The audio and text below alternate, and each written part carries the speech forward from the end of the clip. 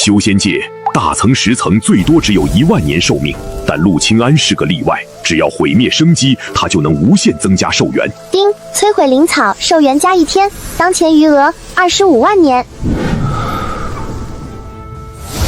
安哥，老朋友死绝了，我也只剩最后3年寿命了。这狗老天把所有人都卡在大层期，躲不掉啊！走了，去吧，愿你依旧气运逆天。时光流逝，3年已至，老友大限将临。正当陆清安准备去送他最后一程时，苍穹却被蛮横地撕裂了。我乃仙界仙人，奉命带所有大成期上界成仙，速速滚出来！好恐怖的仙道威压，强行隐隐飞升。打不过，先怂一波，摸清底细再说。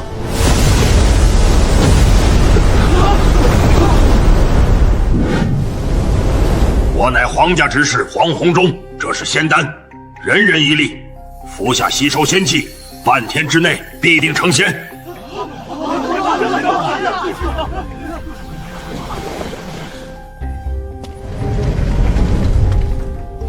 警告：极危！检测到该仙丹内含隐性绝命蛊毒。天下果然没有免费的午餐，用含有蛊毒的丹药强行催生仙人，这皇家是想把我们彻底变成提线木偶，绝不能吃毒丹。陆清安凭借自身恐怖的阵法造案，布下聚灵阵，强行掠夺仙气，冲击仙境。半日时间，在极度紧张的修炼中转瞬即逝。丁，恭喜突破仙境，寿命增加3万年，当前余额28万年。前辈饶命，我等自知愚钝，求前辈再给一次机会。连仙境都突破不了，留着也是浪费仙气。至于你们，从今往后就是我皇家圈养的兽权，突破境界的代价就是向皇家上缴3万年寿命，否则万古噬心，生不如死。原来飞升只是圈养韭菜的骗局，黄洪忠逼迫所有人进入神秘的兽幻塔，强行扣除3万年寿命兑换法宝上交。然而他做梦也想不到，这座塔即将成为陆清安的超级提款机。投入多少寿元进行换宝？规则如下：投入3万寿元可换仙3品宝物，8万换4品，18万换5品。先投入3万寿元，寿元扣除3万。丁，恭喜换取仙3品上等法宝赤炎仙剑。这仙界宝物竟然真的能用寿命直接买！皇家只让我交3万年的保护费交桥，但我手里可是捏着足足28万年的寿命余额。既然把我当韭菜，老子今天就把你们这蛊库抽干，再投入8王寿元。寿元扣除8万，盲盒开启。丁，恭喜抽出仙4品上等仙剑青红。再来，继续投入8万寿元。丁，恭喜抽出仙4品绝等法宝护空飞舟。最后8万，给我梭哈！丁，恭喜抽出仙4品绝等核质宝，体内储存金珠，此物引入血脉，可隔绝仙界一切探查。有了这个绝命空间珠，黄洪忠就算是把眼睛瞪出来，也别想搜出我一件宝贝。凭借着体内空间珠，陆清安完美蒙混过了黄洪忠的搜身。回到洞府后，他翻开了皇家下发的仙界修炼法门。原来我刚突破的只是仙界最底层的星运境，那嚣张的黄指示是高了2阶的月宵境，而我刚才抽到的绝世仙剑，竟然是跨越了4个大境界的玄光境大能专属。警告！检测到该功法内含透支本源的催生阵纹。果然是割割韭菜的催属剂，我必须去外面买正常的仙晶，还有能焚烧刷寿命的仙草。武道友，我不愿坐以待毙。今日去盘龙城内收集了各大商会和工会的详细情报，不知你可感兴趣？地图和所有情报我都要了。命虽然保住了，但现在的陆清安急需海量的仙石来购买无毒的修炼资源。幸好他靠盲盒抽出了能掩盖气息的白狐面具，那把多出来的仙4品长剑刚好拿来换点零花钱。这把剑市场价多少？你说个数。若是价格合适，我这儿还有其他好东西。贵客，这把青红仙剑可是连5大家族的玄光境长老都眼红的至宝啊！我给您一个公道价，13万5千下等仙石，您看如何？少了。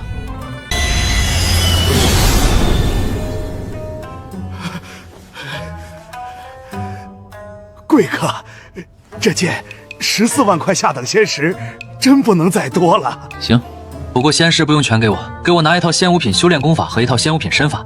仙5品，陆清安砸出数万仙石，交易完成，他带着足足7万仙石的巨款和顶级功法走出了聚宝斋。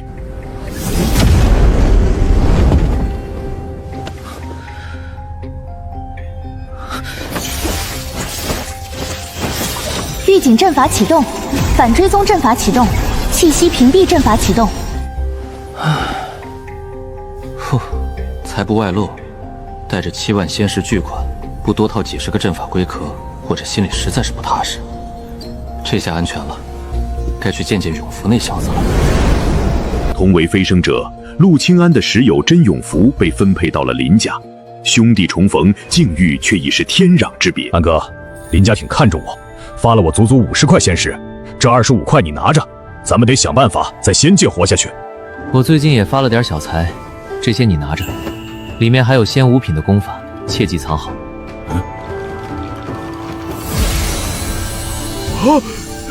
2万仙石，还有仙5品功法。安哥，你难道去抢了盘龙城的金库？速速收好，赶紧修炼，别丢了命。有事用玉简联系。回到洞府，陆清安正盘算着如何去弄一团仙火来炼丹，刚一出门就撞上了邻居徐清莹。我猜你也是炼丹师，你我合资购买一团仙火如何？我有一门秘技，能将仙火一分为2。合资买火倒是个省钱的买卖，不过仙石够了，我们即刻启程去炼丹师公会吧。不用，我自己去买就行。你在洞府等我。开什么玩笑？这种身材火爆、长相绝美的女人，走在大街上简直就是行走的红颜祸水。万一惹来哪个大家族的纨绔子弟装双打脸，我这几万仙石和绝密身份岂不是要暴露？坚决不能一起走。换上面具遮掩气息后，陆清安独自一人来到了炼丹师公会。为了光明正当的购买大量仙草，他必须伪装成一名背景深厚的炼丹大师。道友，普通的1品仙火1000仙玉，至于1品仙药，你需要多少份？仙火随便来1团，至于仙药，隐修丹的仙药来100份，聚仙丹的仙药先来600份吧。你说多少？600份？道友，这加起来可是足足2万仙石的巨财，你确定？点点吧，赶紧装货。买回仙火让徐清颖一分为2后，陆清安立刻开始闭关炼丹，因为他心里一直有一个极其疯狂的猜测：如果凡间的结草能增加1天寿命，那仙界的仙草呢？丁，摧毁1品香草，寿命增加10年，当前余额10万零10年。哈哈哈哈！烧一株最垃圾的1品仙草就能长10年寿命。有了寿命，我就能去兽换塔换顶级法宝和仙石。有了仙石，我就能买无尽的仙草继续烧。这哪里是炼丹？这简直就是修仙界绝无仅有的寿命永动机！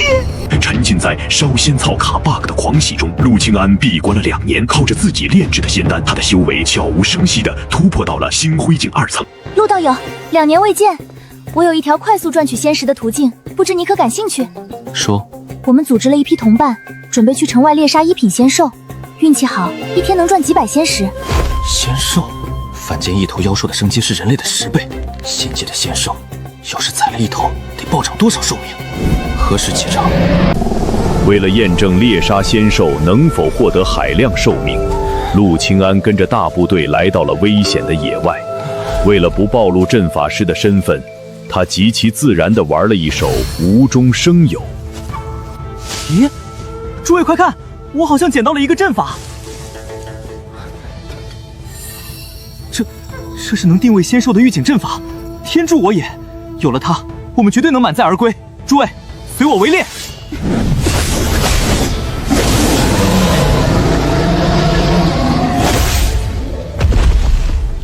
丁，成功捕到1品高阶仙兽，寿元增加200年。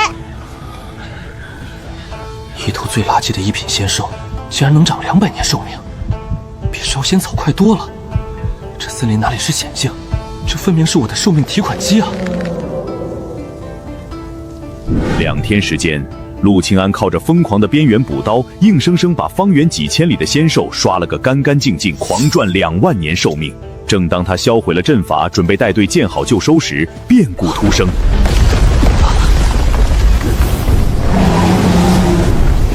不好，那是5品以上的仙兽，相当于玄光境强者。大家分散逃，盘龙城外集合。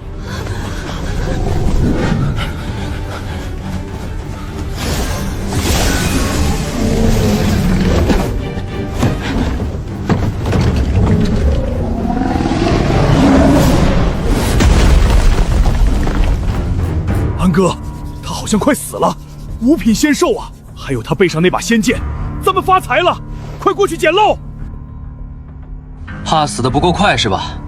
这种级别的怪物，临死前的反扑足以把我们撕成碎片。就在这儿，不要出非洲护照半步，给我用最强的法术，火力覆盖，轰死他！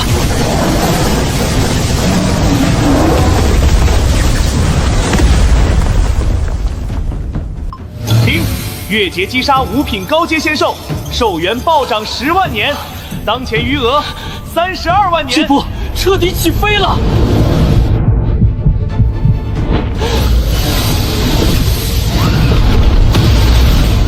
废话少说，看货。五品高阶仙兽的尸体，还有现五品上等仙剑，这等至宝，前辈您全都要卖。评估个公道价，我赶时间。前辈，这笔交易超出我的权限，我最多能调动60万下等仙石给您，这已经是我能给出的极限了。60万，成交。记住，别向任何人透露我的行踪。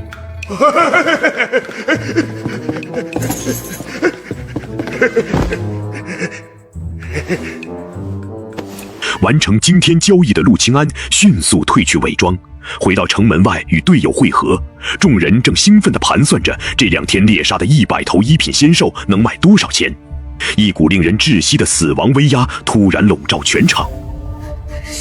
是皇家少主，那个提出封闭凡间、圈养我们做授权的罪魁祸首。刚才那头重伤的五品仙兽尸体和剑，是不是你们捡的？把储物袋全交出来。少主，这群仙奴只猎杀了100多头一品仙兽，不过这2个人身上额外暗藏了私人的储物袋。我们绝对没有见过五品仙兽，求少主！聒噪的蝼蚁！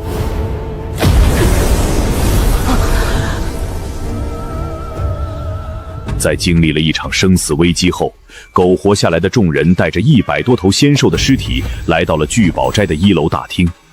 本以为能换取几万仙石的丰厚回报，但仙界底层的残酷远超他们的想象。哼，120头一品仙兽是吧？看你们是皇家圈养的兽权，给你们算个打包价，2万下等仙石，爱要不要？2万？按照市价，这些仙兽至少价值4万仙石，你这是明抢！市价？那是给仙人的市价。你们一群被圈养的仙奴血石，也配跟我谈市价？2万仙石，多1颗都没有。2万仙石，多1颗都没有，怎么还没想好？陈执事，2万实在太低了，能否请您看在林家长老养子林动大哥的面子上，通融1二？原来是认识林动贤侄啊！行，我给林长老一个面子，加5000，2万5全收，不能再多了。陈长史，既然如此，能不能就当今天我们没来过？这批仙兽我们不卖了。不知好歹的东西，真以为搬出林动就能当护身符了？就算他爹今天站在这里，也得恭恭敬敬叫我一声陈老哥。2万5不卖，今天你们谁也别想安然无恙的走出去。出了这个门，全城都会知道你们身怀巨款。我看是你们命硬，还是外面的豺狼手段硬？这是明抢，难道仙界就没有王法了吗？王法，在这盘龙城，实力就是王法。给你们3息时间考虑，是要仙石还是要命？坑点仙石无所谓，但拿灭顶之灾来威胁，这事儿过界了。刚好试试那个先上任的刘胖子好不好用。就在前2日，凭借着陆清安卖给他的那把仙4品青红剑，刘不得立下大功，被商会会长破格提拔，荣耀升任玉宝斋总管。我的人在你们1楼贵宾室被一个叫陈武天的执事扣下了，带头的人叫许攸之。哎呦，我的活祖宗！您息怒，陈武天那个老糊涂感动您的人，您稍等，我这就去扒了他的皮。3息时间一到，许攸之绝望地闭上眼睛，浑身颤抖，准备屈辱地交出储物袋。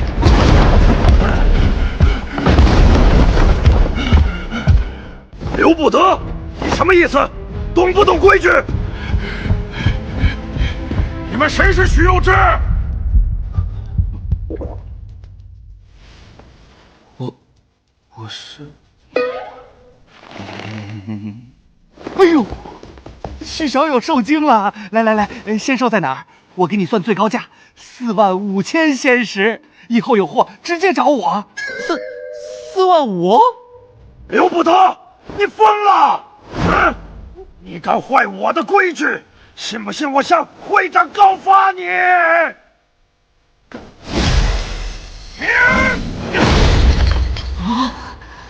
瞎了你的眼！老子现在就是聚宝斋总管，连我贵客的朋友你都敢敲诈，立刻给许小友道歉，不然老子今天就废了你枝干的身份。先前失礼了，对不起。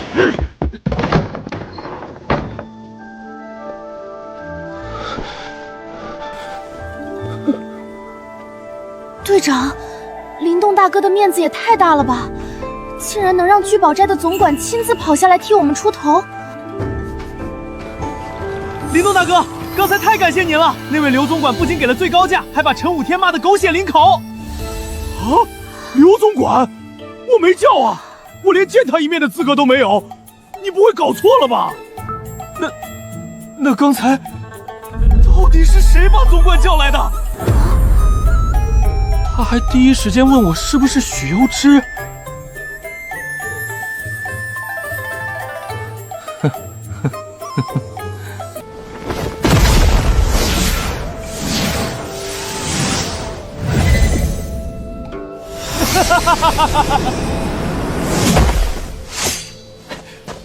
安哥，刚才聚宝斋那总管是你叫来的吧？你不愧是我大哥，才到仙界没多久你就混成这样了，绝对是上辈子拯救世界了。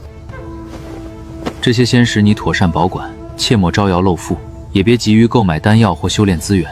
现今我们的处境很危险，必须谨慎一些。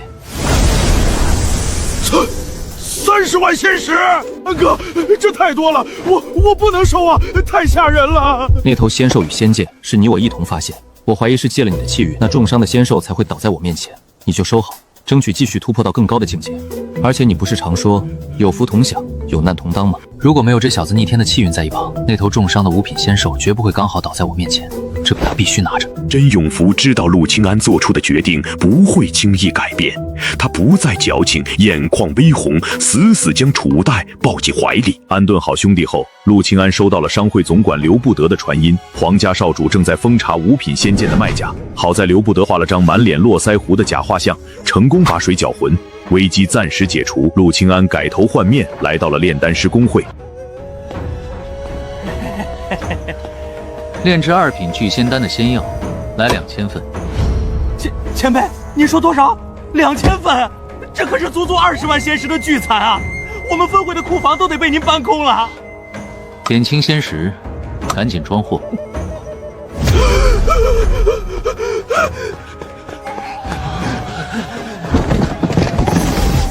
王管事，那位前辈买了多少仙药啊？整整20万仙石，眼睛都不眨一下呀！这才是仙界真正的大能啊！20万，我们一群人豁出命在荒野里滚了一圈，才分到4000块，觉得发了横财。人家买个药的零花钱就是我们的50倍，这仙界究竟是个什么害人的地方？2000份仙药换作普通炼丹师，哪怕不眠不休，也要炼制数十年。但在拥有寿命永动机的陆清安面前，一切都只是数字的叠加。冰吞服2品聚仙道，修为增加。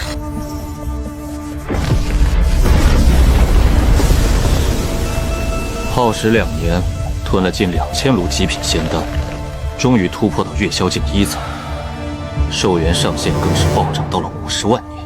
所有皇家授权滚到山脚广场领取今年的还古丹，1个月后城主府大宴突破到星辉境的全部随行。我还有更重要的事情要做，不宜暴露实力。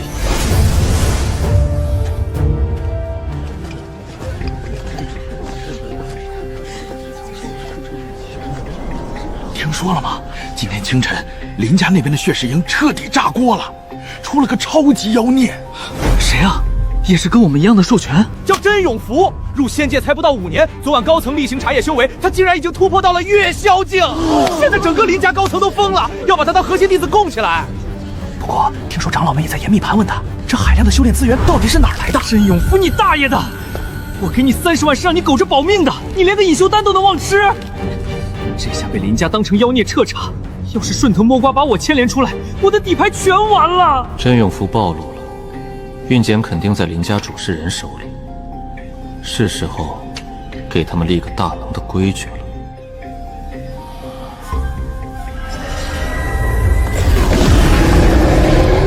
让你旁边的林家主事人滚来与我对话。道友息怒，在下林不凡，多谢道友赐予永福海量的资源。哼，我本想助那小子脱离你们林家，林不凡，我观此子气运逆天，是个不错的苗子，才会暗中倾囊培养他。道友果真是性情中人，不知道友何许身份？他日我们林家定当登门拜谢。得了便宜还卖乖，老子要不是看他身中蛊毒，早带他离开盘龙城了。真永福，你给老子听着，若日后在林家受了半点委屈，可在当初见面之地留信，老子立刻踏平盘龙城，带你走。我要购买一些5、6品的仙药，不知聚宝斋是否有售？暂时无货，但我可为道友牵线，让炼丹师公会会长公楚和那糟老头子前来一趟。老夫刚炼丹完毕，第一时间赶来。你所称的大生意，想必确实不凡。自然是大生意，你与这位道友谈谈吧。我曾听子胜那小子提及过道友，敢问道友买丹药还是仙药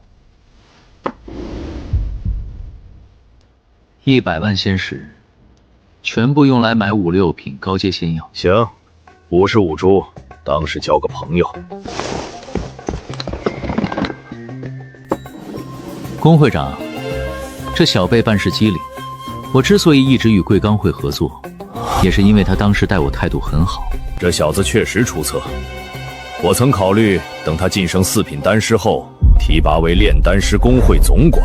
距离城主府大宴只剩最后的1个月，为了能在传说中的兽幻塔里大肆消费，陆清安做出了一个疯狂的决定，用2品杀阵物理摧毁他花了100万仙石买来的所有5品仙药，强刷寿命。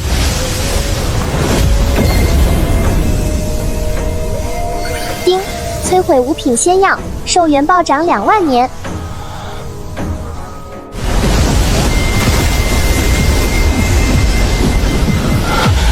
1株2万年，55株就是110万年，加上我原来的余额和2品仙药，168万年。等宴会结束，进了兽幻塔，老子要把仙6品的至宝全给包圆了。前辈，晚辈要去主持宴会了。英雪，你坐师尊旁边，好好服侍他老人家。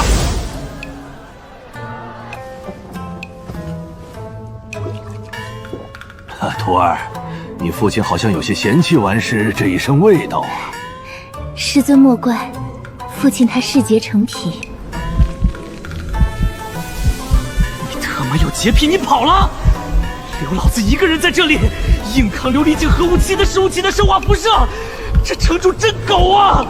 把你身上藏的宝物全拿出来，敬酒不吃吃罚酒，死！本想悄悄离开，是你自己找死。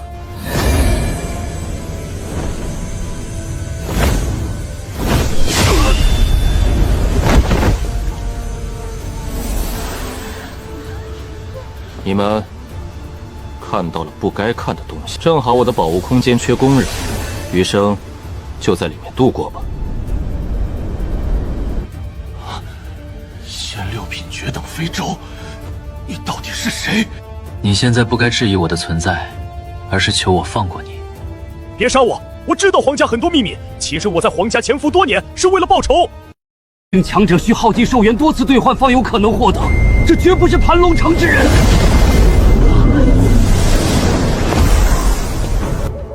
让3位久等了。未曾久等，刚到门口，道友就来了，里边请。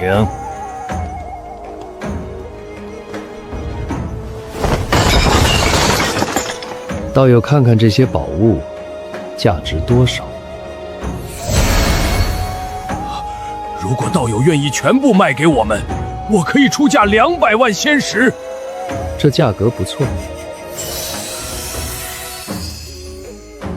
还有，此物你再帮我评估评估。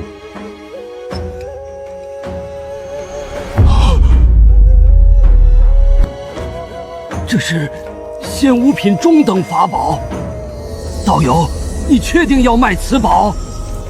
你出个价吧，我短时间内缺乏仙石，道友就随意给我一个价位，我满意便可。要不如此，我先给道友垫付500万仙石，送去总会拍卖多出的仙石，下次道友前来，我再给你，如何？好。不得，去给道友准备700万仙石。不急，这500万仙石全部用来购买不同种类的仙药，你们工会最高级的，我全要。这里有10株6品、60株5品仙药，另外这团仙6品仙火赠予道友便是，能快速炼化仙药。那行，多谢道友了。提前向你们总部调来足够的高阶仙药，我很快还会再来。你回来的正好，过来商议一下你的婚事。父亲，我已经说过了，我不想嫁人。这是你爷爷定下的婚约，岂能随意解除？赶紧为昨夜的行为向2位道歉。既然如此，那我们也没什么好谈的了。永福，把你师姐拦住。师姐，父亲，培养师弟的那位假前辈想和师弟多聚聚，暂住我们城主府几日，你看如何？你们刚才见过那位？刚才见了一下贾前辈。既如此，稍后我自会妥善安排。安哥，刚才你为何说自己是越宵境实力？你不是说要装强者，让他们把你当成同辈吗？你得学着点了。我本就只有越宵境修为，若要在城主府常住，免不了会有虚用修为的时刻。但是，你不怕他们真的把你当越宵境实力，惦记你身上的好东西？你以为这漫天的声势当真是随性而为？既然已经有了这6品非洲坐镇，再配上我这一身行头，只要这风评先入人心，旁人谁会信我只是区区越宵境？他们只会觉得我在隐藏实力，不想说真话。此举高啊！多高？得这么高！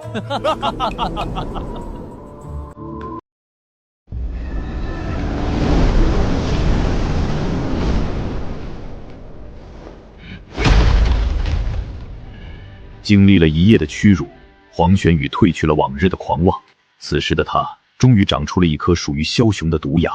父亲，再纠缠下去只会令他更加厌恶，不如放手，尚能保留些许人面。而且我的天赋不凡，日后成为仙剑宗长老亲传，愿他是机会与他再度接触。昨夜不顾颜面，今日却谈起颜面来，你可知因你这自作主张，令家族利益受损？若不同意退婚，慕容清明便欠我黄家一个说法。日后无论与城主府有何冲突，我们都可进退自如。若是你兄长还在，罢了，你自己的事情，你自己做主吧。纵然再度得到刚才，我依然会做相同的决定。至少此刻慕容清明对我的印象确实好一些。我一定会向您证明，我比兄长强100倍。安哥，这些仙石还给你。40万仙石，你不会那把仙剑出手了吧？让给城主了。用了你那么多资源，我也挺不好意思。眼下终于是可以还你了。你自己留着吧，我不缺。安哥，咱兄弟俩也得有个规矩。而且你那仙6品绝等飞偷，听说那宝贝对资源的损耗可不得了。你看我像是缺这点东西的人吗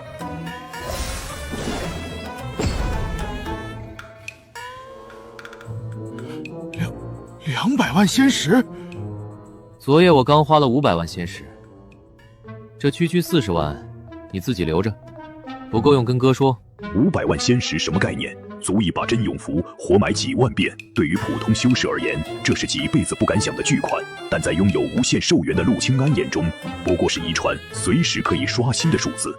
他们来了。道友，刚才有客人怠慢了，此房可还满意？甚好。刚才听小女说，在废弃洞府遇险，多亏道友相助，这份恩情得报。道友有何需求，我们尽量满足。这慕容清明洁癖极重，定是对女儿的清白之事尤为在意。正好借着他报恩的由头，把兽幻塔的权限拿下来。其实我也不缺什么，不过此城的兽幻塔由道友掌管，我体内寿元上峰，或许想去换些宝物。慕容清明不愧是一城之主，表面是报恩，实则步步为营。他在瞬间便盘算好，如何用一个虚名将这位绝世大能绑定在城主府的战车上。道友实不相瞒，在外人眼里，这兽幻塔确实由城主府控制，但实则牵涉盘龙城5大家族。多年前我们就协商过，绝不给其他势力开放权限。当然，若是道友假装加入我们城主府，成为客卿，有个名头便能随意进出兽幻秘境，我们也保证不会限制道友任何行为。这小子有点东西，想借机招揽我。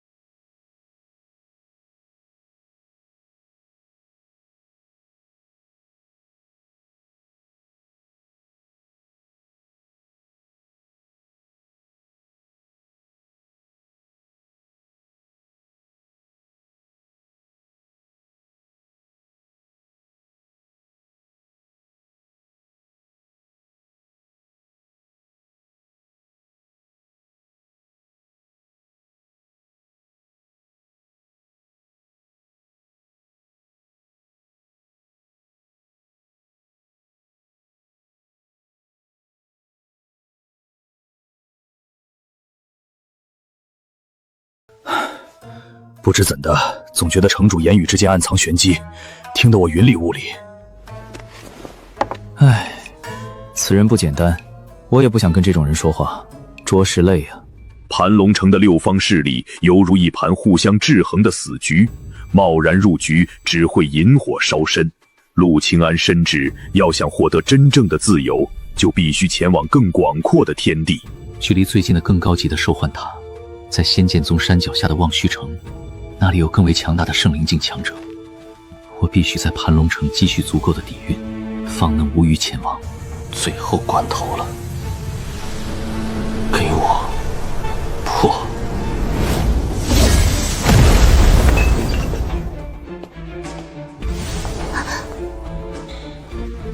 见过前辈。有事？我找真道友，盘龙城出了大事，一群突破至星辉境的兽权突然失踪。与我交情甚好的陆清安道友，此刻正被皇家通缉。我想找真道友商议，看能否帮帮潜藏在城内的兽权们。好的。命运的齿轮在这一刻发生了诡异的搅合。徐清银这个拥有逆天直觉的女人，竟在这戒备森严的城主府中意外捕捉到了一丝熟悉的因果。等等，前辈，你可认识陆清安？这小妞的直觉竟然恐怖到这种地步。此时此刻我身在城主府，身份一旦暴露，后果不堪设想。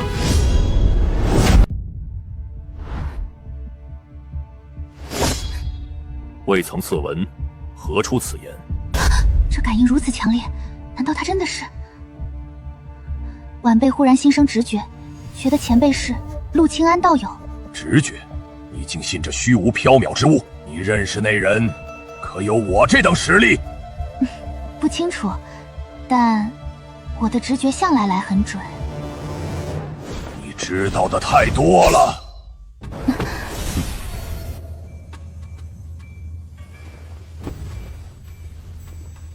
看来得先处理他了，或者彻底控制他，让他成为不可能背叛的棋子。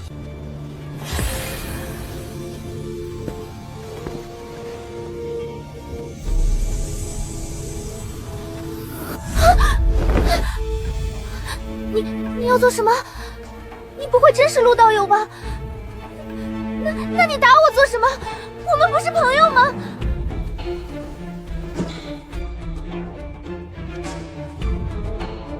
你的直觉确实诡异。你果然没事。自然，你们一群兽权都失踪了，那他们都没事吧？除了2人被黄轩宇杀了，其余人都活着。不过，你今日怕是要不好了。因我识破了你的身份。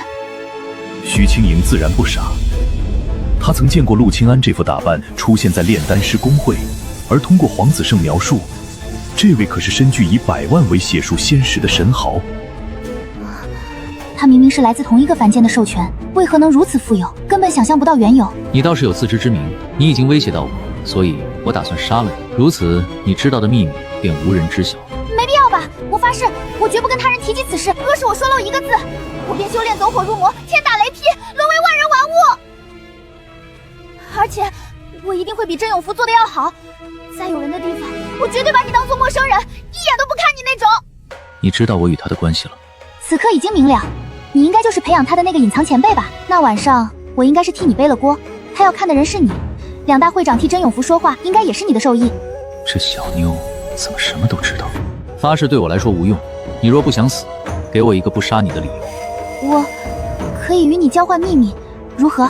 你可以尝试，最后我是否接受，由我自己决定。好，我有2个秘密要说。其一，我喜欢你。说第2个。这秘密很重要。我喜欢你，定会维护你，也必定会坚定地守护你。我隐隐觉得那是喜欢，却不知是自己喜欢，还是郝平喜欢。我之所以相信真永福，是因为我与他从小一起长大，而你只不过与我认识几年。你觉得我会因为你一句喜欢就完全信任你？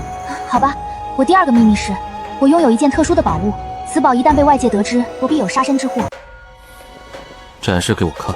就在陆清安以为徐清莹是要借美人计脱困之时，徐清莹却忽然停了下来。这便是我最重要的秘密。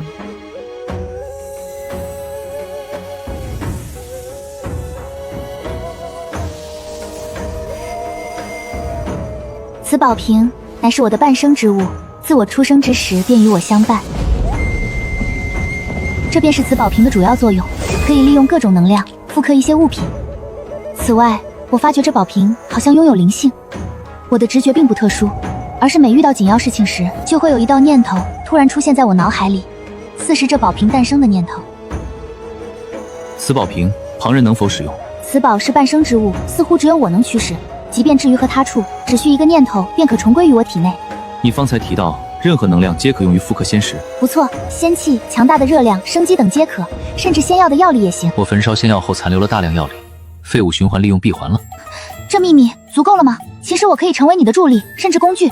只要你不杀我，我的直觉绝对可以在一些特定的行中助你逢凶化吉。好，但我尚需为你施以手段，否则我难以心安。你莫非是要给我吃什么毒药，然后控制我吧？好吧，我吃，但你不要杀我，我可是个好人，且从未想过害你。好，接下来我还有一件事要你铭记于心，若是做不到，那你也没必要活着。才一件事，小意思。第一，在外你要与我保持距离，我不主动接近你，你便视我如陌生人。第二，眼神交流亦需谨慎，即使看我，也要极为隐晦。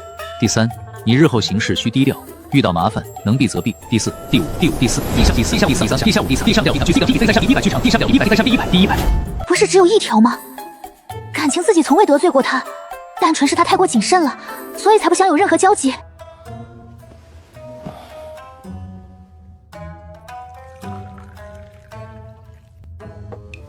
你都记下了吗？你复述一遍。哒哒哒哒哒哒哒哒哒哒哒哒哒哒哒哒哒哒，仙界就哒哒哒哒哒哒哒哒哒哒，被他先心火过的，你也是炼魂人。难怪他总能搜集到如此细致的信息，原来记忆力也如此过人。行，往后你我便是合作关系了。只要你尽心，我自会助你提升实力，在仙界立足。此储物戒中藏有大量仙药药力，你可利用其复刻更多仙石。这是焚烧了多少仙药，方才能储存如此多药力？价值500余万仙石的仙药，500万。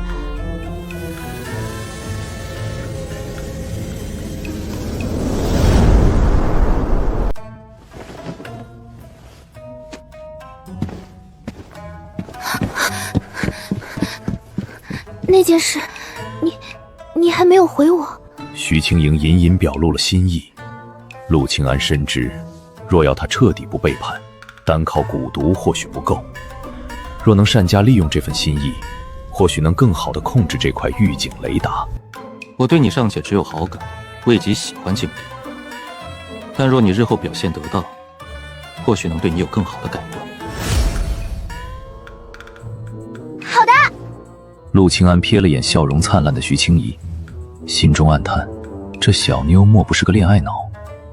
也好，恋爱脑好控制。整理好衣裳。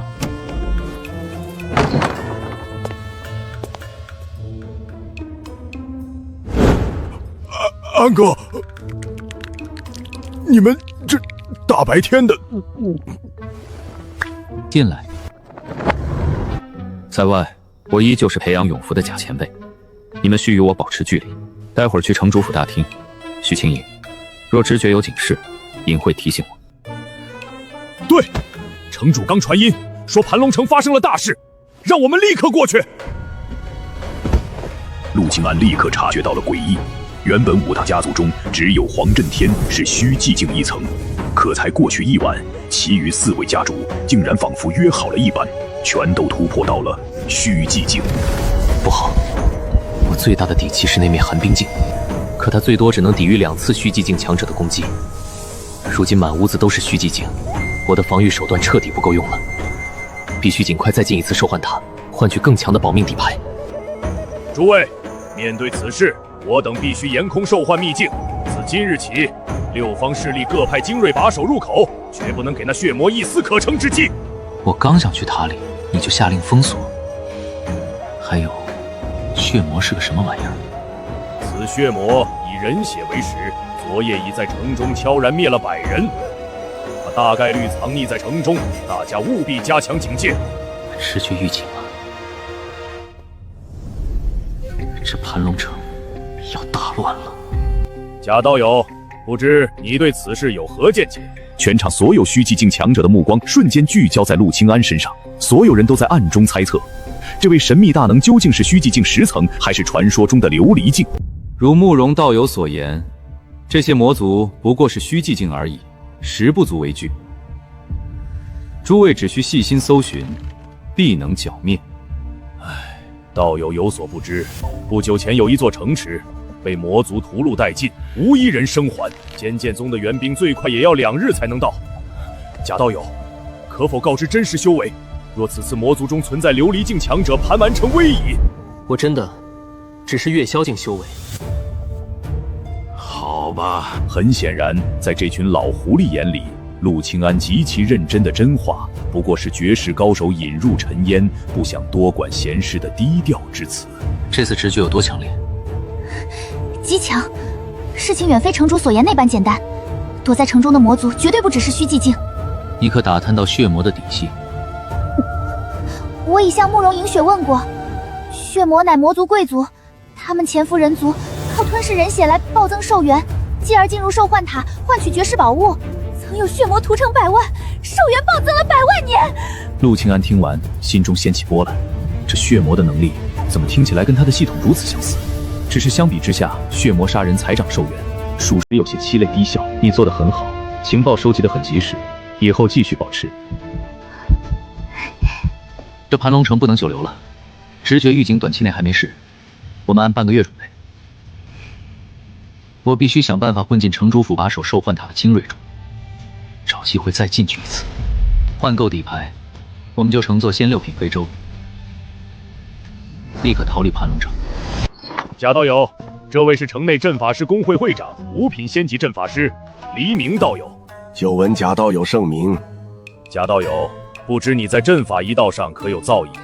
我与黎道友正研究2个特殊的阵法，想借此找出城中魔族踪迹。陆庆安面具下的眼睛猛地一瞪，其中一个是他在森林猎兽时故意挫坏的预警阵法，另一个是随手卖给聚宝斋的复合阵法。这破烂玩意儿怎么全跑到这儿当宝贝供着了？这2个阵法结构精妙绝伦，我生平仅见，铭刻手法绝对是传说中的大师级。我等工会高层倾尽全力，也无法解析其内部核心禁制。若能请高人指点研究透彻，只需1月，我便能将其改造成侦测魔族的利器。贾道友刚来盘龙城，这阵法也是近日出现。道友，莫非你认识这布置阵法的高人？不用找了，此2阵皆出自我手。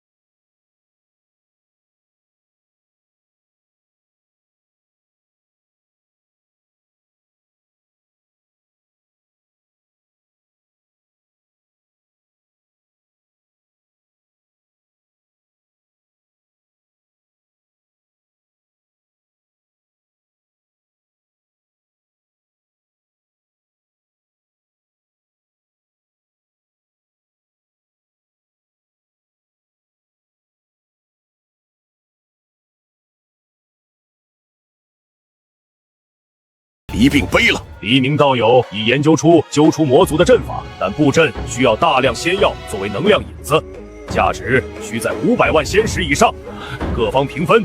不愧是5品阵法师，黎道友当真是救盘龙城于水火呀！只是我孙家近期采购频繁，仙药储量有限，怕是拿不出那么多份额啊！能否容我几日？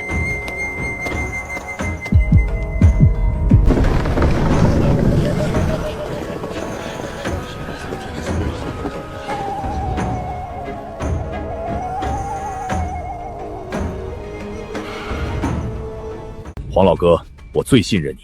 魔族得知阵法之事，今夜必对黎明动手。你我2人联手，暗中伏击，如何？此事万不可告知他人。行，听你的。黄震天转身离去，步伐稳健。他早已看穿慕容青银的试探，若今夜魔族不来，便说明有人通风报信。那句不可告知他人，更是将内鬼的嫌疑死死套在了他的头上。刚才在会上，你发现了什么？谁勾结了魔族？安哥，莫非是那黄震天？皇家一直野心勃勃，想取代城主府，最有可能借魔族的手除掉竞争对手。不，我的直觉告诉我，那个孙家家主孙阴阳绝对有问题。就在他刚才说话的那一刻，我心中冒出了极其强烈的死亡紧张。孙家，他们一向不显山。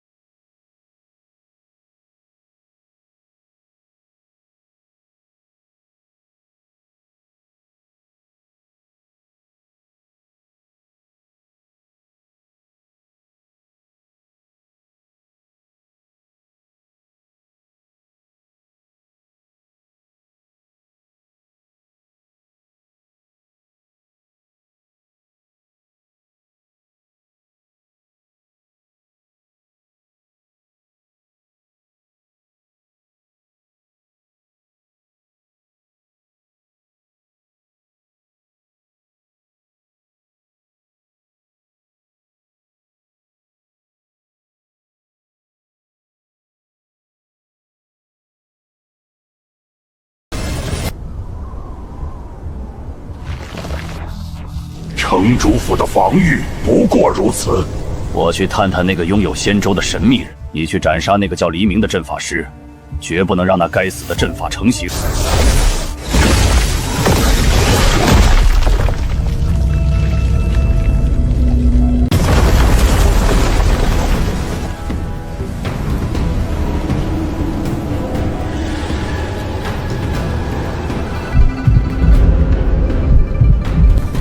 人族蝼蚁，有胆出来一战，只会躲在这铁壳子里，就是你所谓的强者之道吗？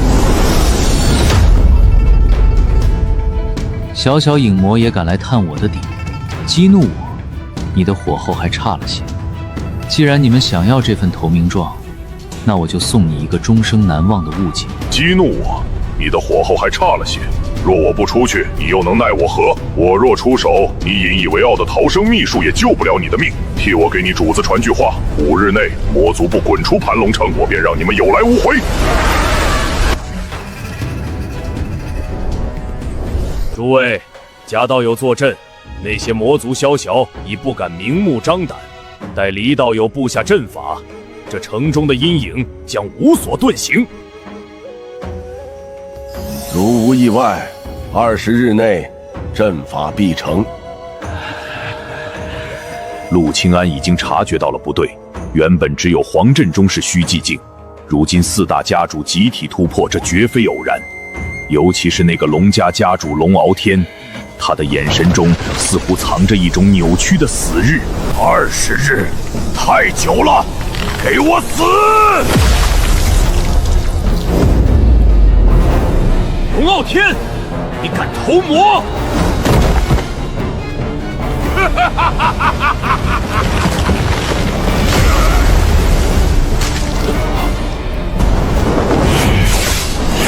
安哥，小心安心！陈家家主果然也烂透了。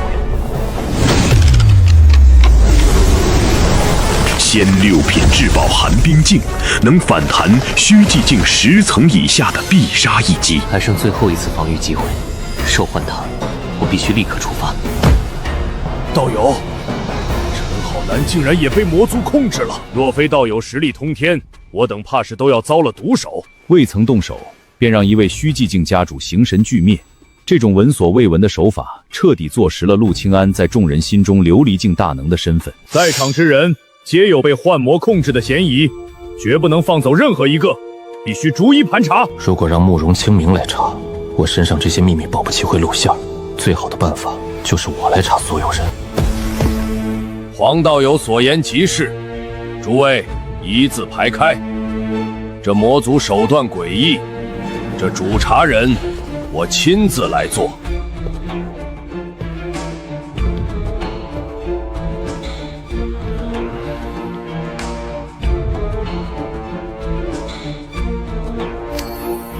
徐清莹的直觉发动了，他的半生宝瓶正发出极其尖锐的警告。在这一排人，那个藏得最深的毒瘤就在正前方。且慢，你是孙家家主？没错，贾道友有何指教？指教谈不上，慕容道友，拿下他。我觉得这个孙家主很不对劲。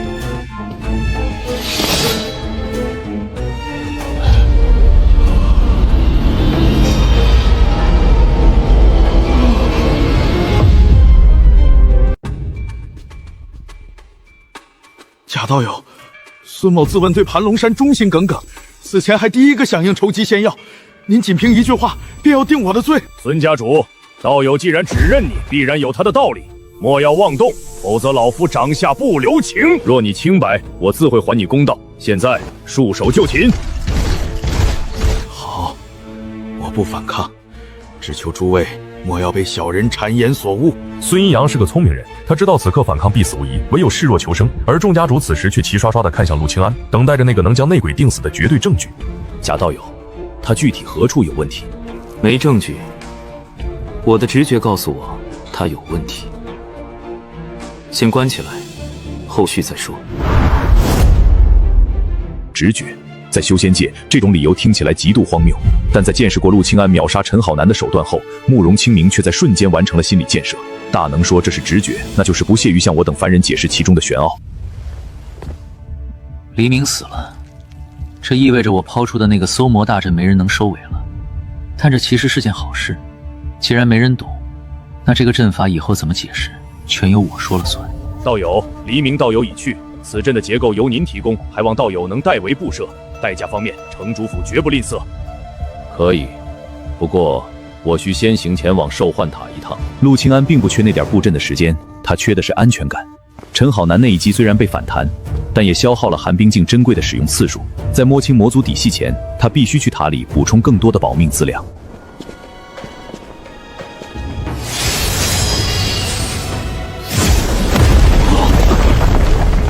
慕容城主，我等接到师伯密令，前来荡魔。如今情况如何？赵道友，大事已定，皆因假道友坐镇，揪出了内鬼。不知道友修为几何？月宵境能让慕容清明如此恭敬，此人定是隐世大能。越是真正的顶级大佬，越喜欢将自己伪装成蝼蚁。赵德柱身为仙剑宗天骄，最看不起的就是那些卖弄灵压的庸才。陆清安这句月宵境，在他耳中无异于一种高深莫测的戏谑，那必然是传说中的琉璃镜，甚至是返璞归真的圣灵镜。魔族、幻魔、内鬼，你们所谓的手段，在绝对的资本面前，都是笑话。丁，检测到1000万极地兽元，正在开启神豪级兑换模式。给我换！仙6品绝等法宝，不计代价，连抽10次。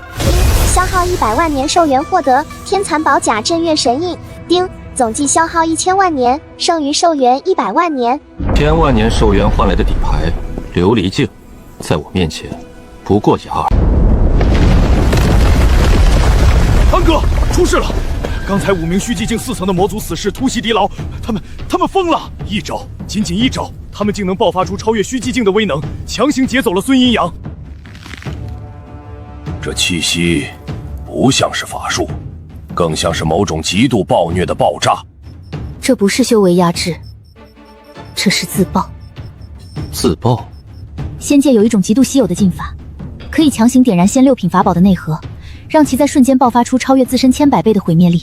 那魔族竟然舍得用一件仙6品重宝作为一次性消耗品，只为了救走孙阴阳。别人缺宝物，炸一件少一件，但陆清安刚才可是抽到了整整10件仙6品。如果把仙6品宝物当成手雷扔出去，哪怕是琉璃镜大能，正面挨一下也得灰飞烟灭吧？这种法门难学吗？极难，且只有疯子才会学。巧了，我这人最喜欢研究冷门学问。在这一刻，陆清安的战术体系发生了质变，从绝对防守进化到了和平主义。1000万年兽元支撑起的军火库，才是他在仙界横着走的终极地基。贾道友，孙阴阳跑了，我们翻遍了孙家也没找到什么宫殿。您所谓的洞察，不会只是拿我们当猴耍吧？道友，此地确实毫无魔气残留。林家主，你藏私房钱的时候，会放在大门口吗？远离地面，深埋地底，或者干脆藏在水井深处，挖开那里。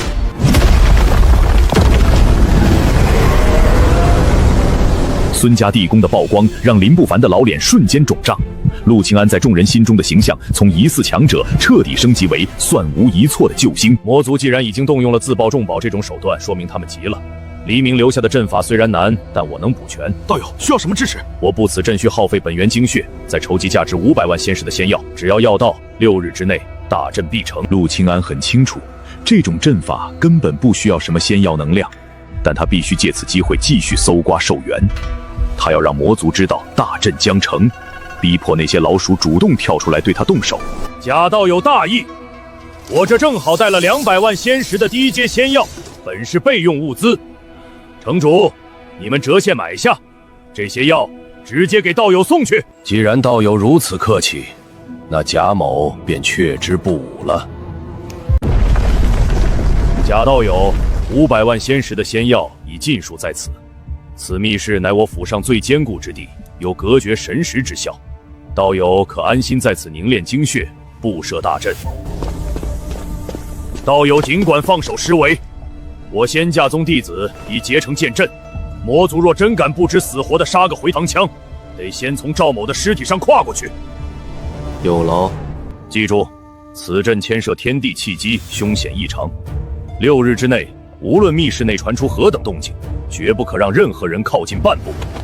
若有差池，全城尽毁。把500万仙石的仙药骗到手，还顺带让仙剑宗的顶级高手给自己当免费保安。陆清安这波操作，将借力打力发挥到了极致。但关上门的瞬间，他的第一反应并不是布阵，而是要打造一个绝对无敌的乌龟壳。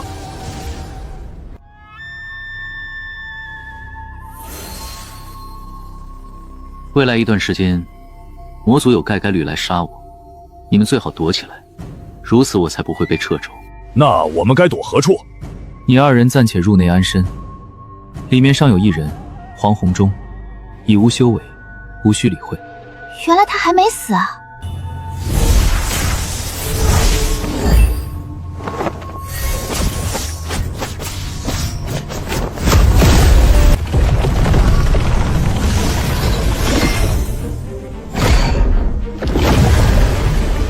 只有真正的稳健，才能在仙界活得长久。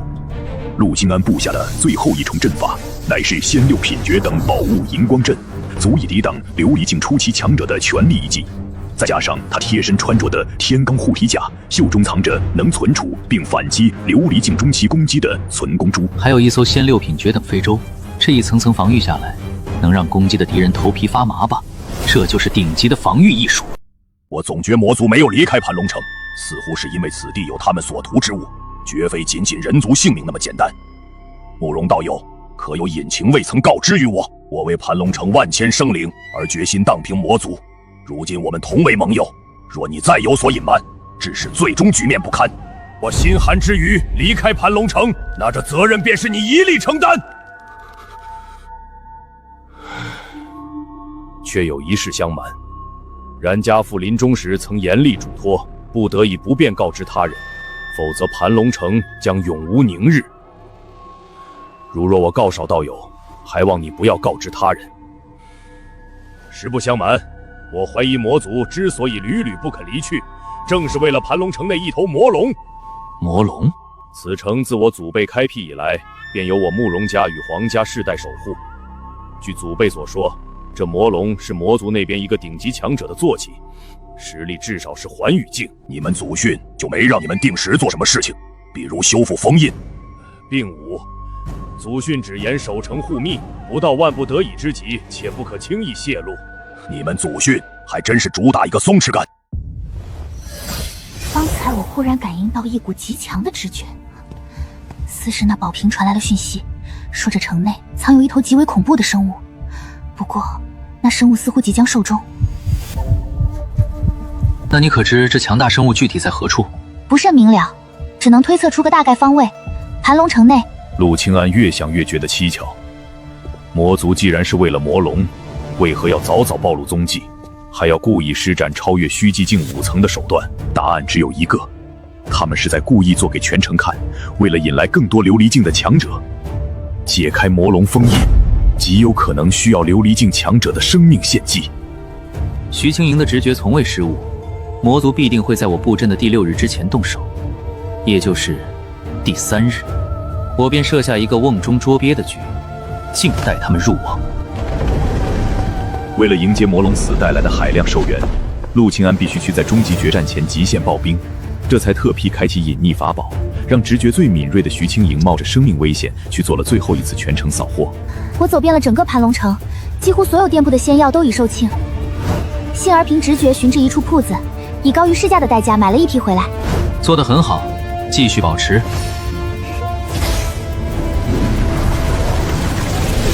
短短2日，陆清安不仅将所有仙药化作了600万年的寿元，更偷偷去了一趟兽幻塔。如今的他身上又多出了2件防御至宝，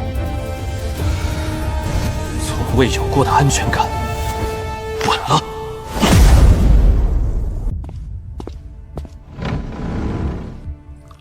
贾道友，听闻您需要2样特殊材料布置搜魔大阵，不瞒您说，魔族尸首和灵体，我仙剑宗正好都有，但这灵体乃我师弟最珍贵之物。若此阵法果真成功，还望贾道友能将阵法结构传授我仙剑宗，这可是关乎人族未来的大义。赵德柱算盘打得极响，想用人族大义来白嫖阵法结构，但陆清还心如明镜。他独创的阵法一旦传开，必会被顶尖阵法师看穿底细，引来无穷祸患。这套道德绑架对他毫无用处。此阵法乃我毕生心血，这请求让我很为难啊。道友，还望看在人族未来，不要在意个人利益。若阵法成，天下将无魔族撒野之地。赵道友胸怀天下，令人敬佩，但在下只是个散修，并无兼济天下之志，只在意些许蝇头小利。不如等阵法布置完毕，再议此事。当务之急乃是消灭盘龙城中的魔族。好，那便等阵法完成后再议。只过了1天就来了，果然是取了个折中的日子。为了这小子，我们耗费了4件仙6品，1件仙7品宝物，即便他是琉璃境巅峰，也必死无疑。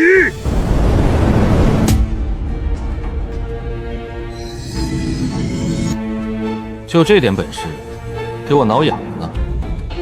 还有没有宝物可以自爆？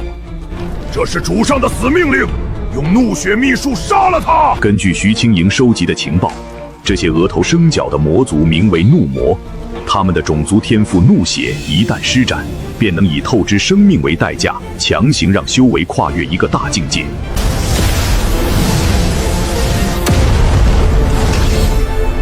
阵破了！他死定了！银光阵虽破，但陆清安真正的杀招才刚显露。深蓝素宝能让他短暂拥有琉璃境后期的急速，而求仙塔更是霸道，只要被塔尖触碰，圣灵境之下，统统被吸入塔内，沦为凡人。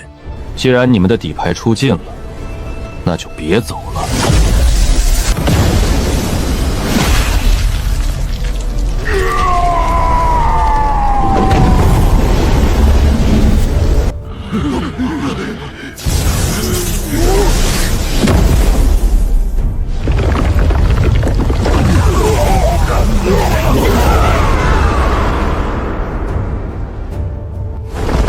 贾道友，以您的速度，为何失手放跑一人？放长线才能钓大鱼。走，跟上。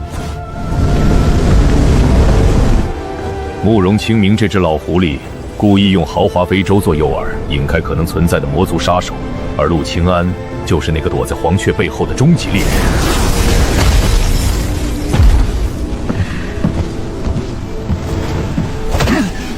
竟是个送死的诱饵！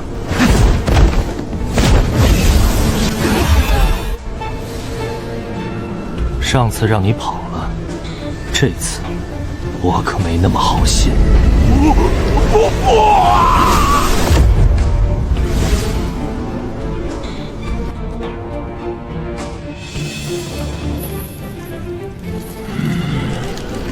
人族蝼蚁，凭这点折磨也想让我屈服？你留我性命，无非想审问魔族动向。哈哈，你自信吧，我怒魔一族个个都是硬汉，有本事你继续。我确实不想继续，因为你们怒魔一族中唯有你尚未妥协。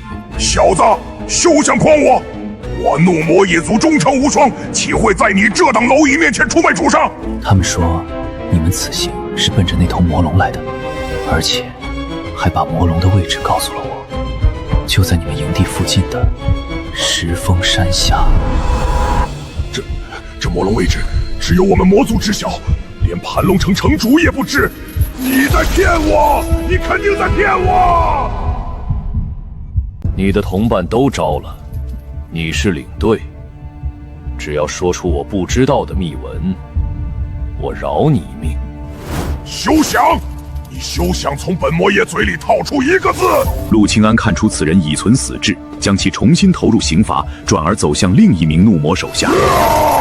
别扛了，你们首领为了活命，已经把魔龙的位置告诉我了。哈哈，我早知那龟孙子不配当首领。不过你想从我嘴里听到消息，要杀便杀。这怒魔一族还真是棘手，连首领叛变的假象都动摇不了他们的忠诚。抓了简直跟没抓一样。陆清安将最后的希望寄托在影魔身上，在酷刑塔里晾了他许久后，他才缓缓现身。求求你，杀了我吧，别再折磨我了。给你个痛快不难，只要你说出潜入盘花城的真正目的。是为了吞噬人类修为，为了给血魔主上延寿。真是不巧，方才怒魔首领招供，你们是为了魔龙而来。既然你要骗我，那就继续尝尝更严酷的刑罚吧。该死！那帮怒魔居然招了！且慢，我愿招供，但你必须发天道誓言放我离开。放你走？我不过是找你验证一下罢了。怒魔知之甚少，我知道魔龙位置、主上的目的，还有释放魔龙的方法。可以，先把你们驱动宝物自爆的法门写出来。影魔为了活命写下引爆法门，陆清安唤出拥有绝对直觉的徐清莹进行验证。青莹，看看这法门是否有暗门或纰漏。直觉告诉我，此法门应无问题。拿去，进防御阵法里试试。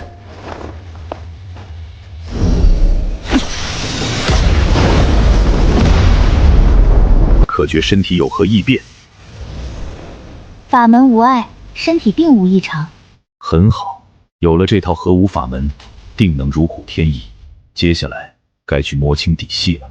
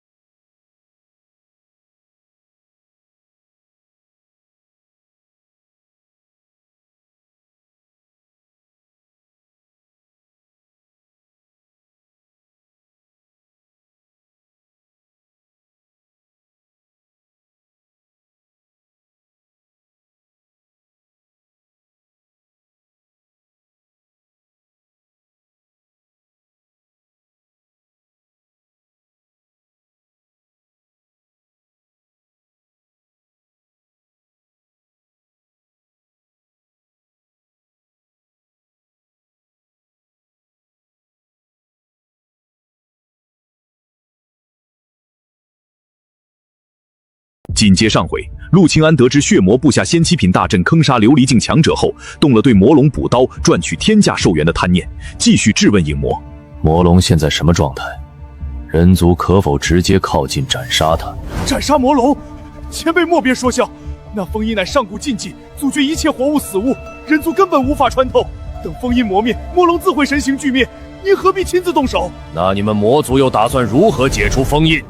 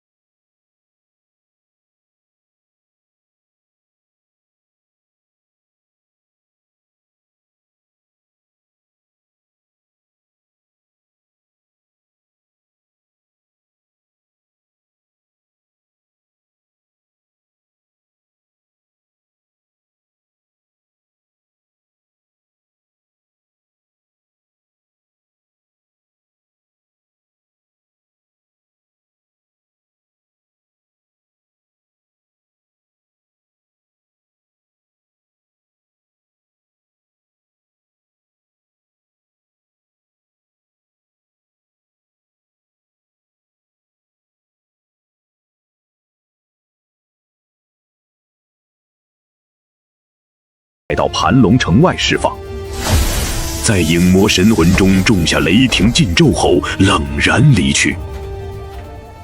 一夜无华，第二天清晨，陆清安正欲前往石峰山实地踩点，便被城主慕容清明急匆匆地请到了会客大厅。贾道友，快来！这位便是仙剑宗的内门长老四路前辈。琉璃境巅峰，昨晚刚听说缺琉璃境尸体，今天仙剑宗的长老就送货上门了。这哪是长老，这分明是赶着去给魔龙填阵眼的祭品。久仰贾道友大名，除魔卫道乃我辈宗旨，听闻道友布置那兽魔大阵遇到了瓶颈。说得好听，不就是冲着我的阵法传承来的吗？想拿我的东西回宗门邀功，那就别怪我敲你竹杠。老朽带了价值600万仙石的仙药，特来助道友一臂之力。自长老高义，但这阵法，黎明道友留下的残卷漏洞百出，在下实在没有十足把握，恐有负重托。既然如此，道友可否将手稿借我复刻一份？老朽在宗门认识8品阵法大师，定能完善此阵，造福苍生。8品大师，这手稿被我改得满纸荒唐。他要是能练成，我当场自废修为。这手稿里有我毕生心血，实在是不传之秘。道友，老朽愿倾尽300万仙石的私人积蓄，只求复刻一份手稿，救盘龙城于水火。自长老言重了，既然您如此深明大义，贾某再推辞，就显得小家子气了。这300万仙药我收下，这手稿您拿去复刻吧。拿到资源的陆清安迅速炼化，短短1日，1000万年级兽元到手。他再次悄然潜入兽幻塔，换回3件压箱底的保命神器。哈哈哈，贾道友来得正好，我刚才正跟老公谈论你呢，真是心有灵犀。老公，老公，你们2个加起来几百岁的老头子，背地里到底是什么见不得人的中文关系啊？喂！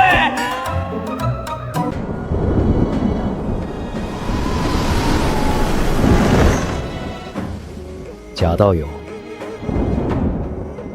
多亏了你这几次的大手笔，总部已破例将我调回，工会长也打算一同离开。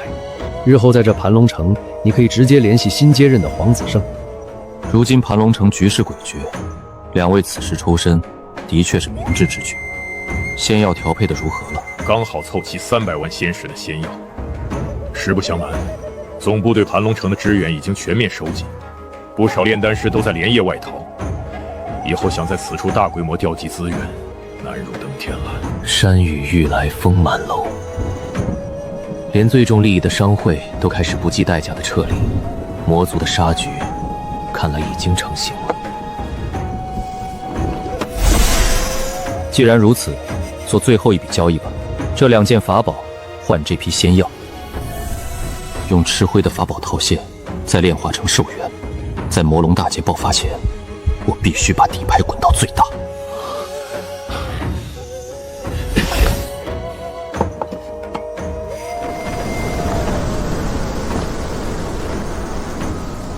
贾道友，有缘再会。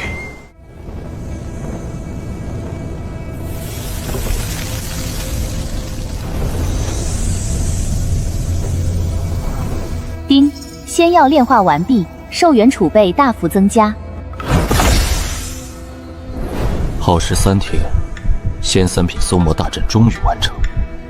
既然有了魔族灵体当 CPU， 正好试试我首创的人工智能修仙模式。启动搜魔。好的。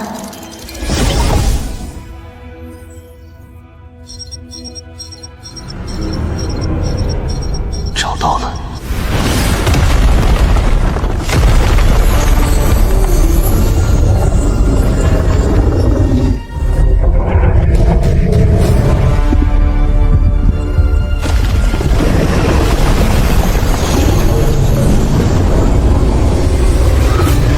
这就是接近道圣境的魔龙，哪怕半死不活，这种位阶压制也太恐怖了。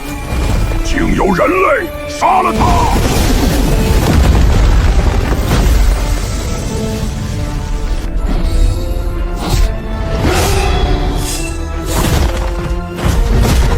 太弱了。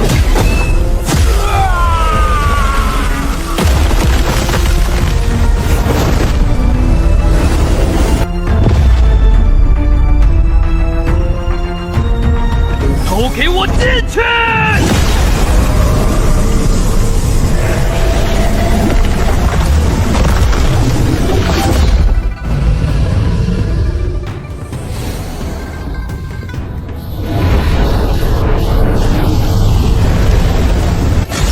别让我出去，我必让你身形俱灭！叫吧，叫得越大声，这最后一刀的寿元就越香。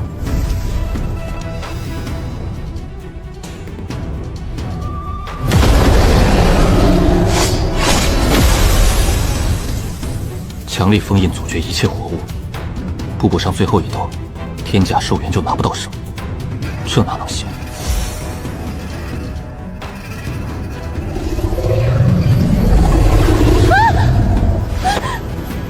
我想在他老死前补一刀，你有直觉吗？轻盈的直觉只有在感受到死亡威胁时才会强制上线。既然如此，你想干什么？你的直觉是不是已经告诉你了？我打算把你扔进那封印里试试。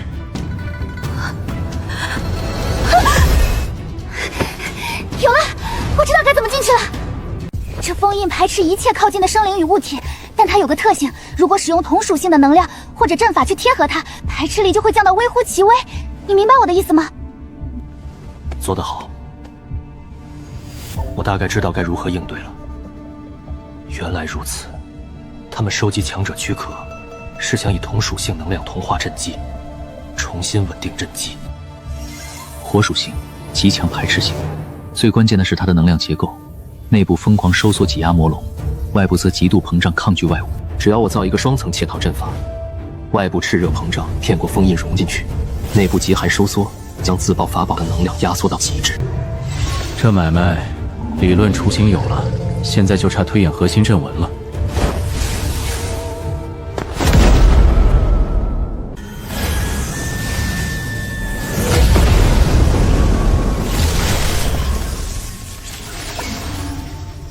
这是跨越万里的3D 全投影，修仙界的阵法竟然玩出了科技感。龙老，这位就是贾道友，那份搜魔大阵的手稿，我已通过传送阵发给您了。收到了。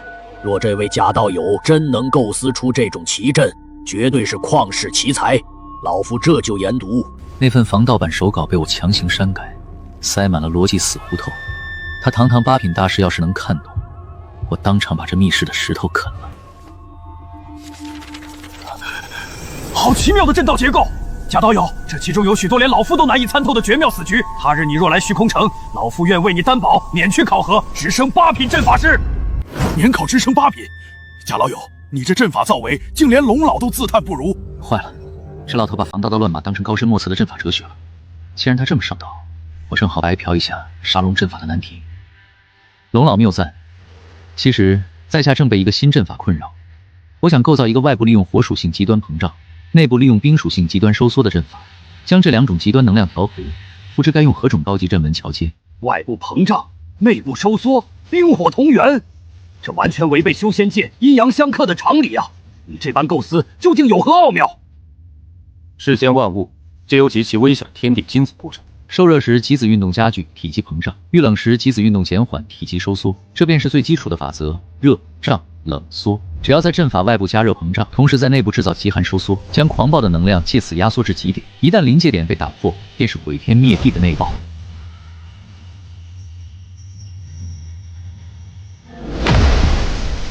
热胀冷缩，天地机子，老夫恍然大悟啊！贾道友，这等夺天地造化、直至万物本源的治理，竟是你所创，这简直是颠覆阵法界的先驱之论。贾道友，老夫懂了，调和冰火必须用这3种7品核心阵纹进行调节，一切看好。多谢龙老赐教。绝密阵纹白嫖道士，魔龙，你的死期正式进入倒计时了。7品阵纹耗费的仙气太庞大，以我现在的修为根本刻画不出来，只能取长补短，用我的方法进行降维压缩了。成了，虽然降级到了3品，但热胀冷缩的物理特性完美保留。现在理论框架有了，就差2个核心硬件：一团仙机瓶的仙火和一块拥有极寒之力的仙阶宝物。有了这2样，灭龙大阵就能随时启动。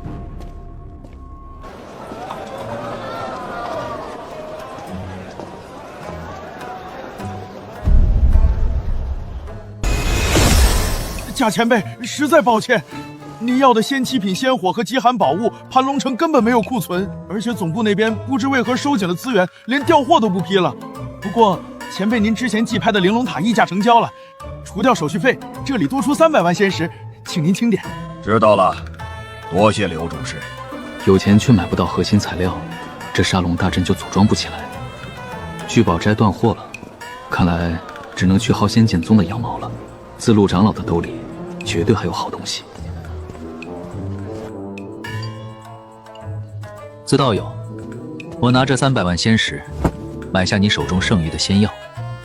此外，贾某还有2件急需之物：仙器品、仙火与极寒仙宝。不知仙剑宗可有门路？贾道友放心，除魔未到，我仙剑宗义不容辞。这2样东西虽然罕见，但我这就传音回宗门打听，定不让道友失望。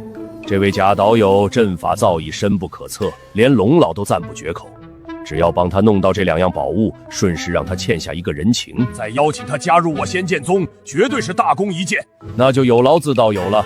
魔族绝对不会坐视魔龙老死，最后的疯狂马上就要来了。只要硬件一到手，这盘龙城就还是我说了算。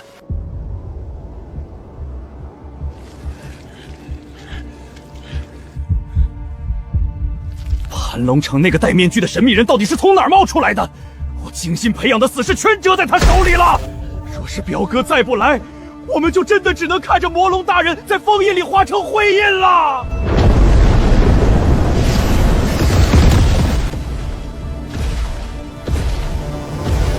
我的好表弟，我还以为你在这人族地盘自甘堕落了呢，怎么混得这么惨？表哥，你终于来了！破阵用的东西带齐了吗？自然带齐了。这4具琉璃境强者的尸体，就是我们破局的关键。只要把他们扔进血祭大阵，就能触发狸猫换太子的秘法，用他们的血肉去替换魔龙大人承受封印的反噬。太好了！只要凑齐这最后的祭品，大阵一开，魔龙大人就能重见天日。不过拓拓，你记住了，30名虚寂境精锐我带来了，尸体我也出了。这天大的功劳，我古雨敖得占大头。还有那个把你逼到绝境的面具人，我会亲手撕碎他，把他的神魂抽出来点天灯。我的好表弟，在这小小的盘龙城，已经被一个人族逼得向我求援。也罢，你要的东西我带来了。4具琉璃境强者的尸体全数在此。太好了，加上我手里的6具，整整10具琉璃境尸体终于凑齐了。既然东西齐了，我们这就杀进去，把盘江城屠个干净。不可，我们就在城外蛰伏，等到那封印镇杀魔龙的最后一日，也就是封印最虚弱的时刻，我们再用这10具尸体施展偷天换日之法，定能万无一失的把魔龙大人放出来。至于城里那个屡次坏我好事的神秘人，我会亲手撕碎他。丁，300万仙石仙药已炼化，新增寿元300万年。寿元储备充足，现在就等白鹿的硬件了。禀贾前辈，仙剑宗白长老已至门外。有请。贾道友，幸不辱命。仙七品紫霄雷火与万年极海冰髓，老夫连夜从宗门宝库给你调来了。不知这长老之位，道友考虑的如何？自长老折煞我也。实不相瞒，贾某真实修为不过月宵境，怎敢高攀仙剑宗长老之位？道友真爱开玩笑。我不爱欠人情，这件绝等法宝，全当此次调拨神物的谢礼。贾道友果真大手笔。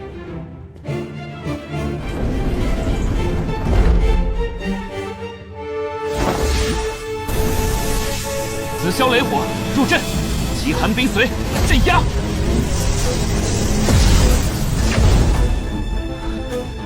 沙龙大阵成了，只要引爆，别说那10具琉璃境的尸体，就算是真正的华域境魔龙，也得给我脱层皮。古雨敖和血魔准备拼命，我一个人去对付36个虚寂境以上的魔族太费力，必须把自和慕容清明拉去当苦力。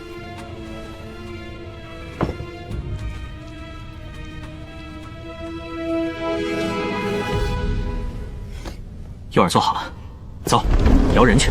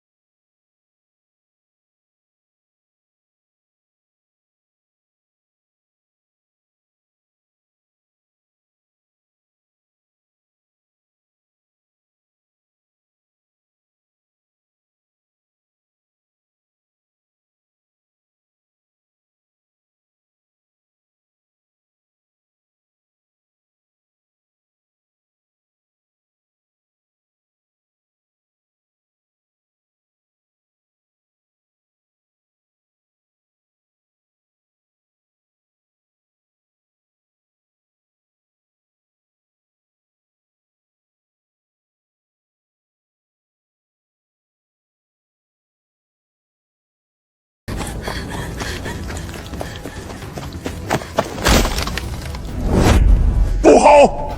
那戴面具的人族煞星杀过来了，老巢暴露了，快逃啊！道友，这魔物被你吓破了胆，竟然在如此近距离下还未发现老夫的剑意。他已被我用碎魂秘术重创识海，此刻只剩求生本能，这正是顺藤摸瓜的好时机。自长老准备收网。该死，多了个添乱的，绝不能让这影少打断我的心。魔头，看你往哪儿跑！求仙塔，镇压！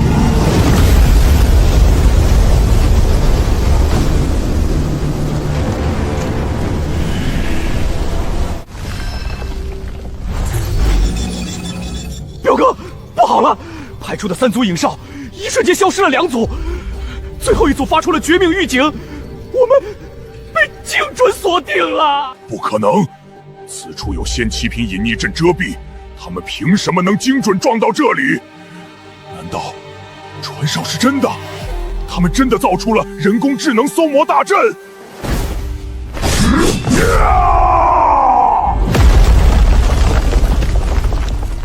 搜魔大阵，人族那群蝼蚁也配掌握这种秘术？那是拓陀派出去的死士，该死的，他们真的是顺着这蠢货摸过来的。既然隐匿阵已成了笑话，那就拼命吧！启动天魔绝杀阵，今日便是血祭之时。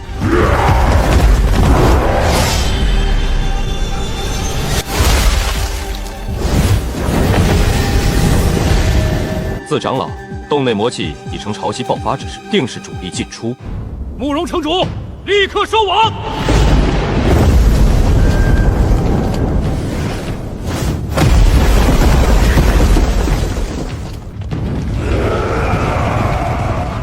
将士们，2位琉璃境巅峰的大能在前线坐镇，此战我们必胜无忧。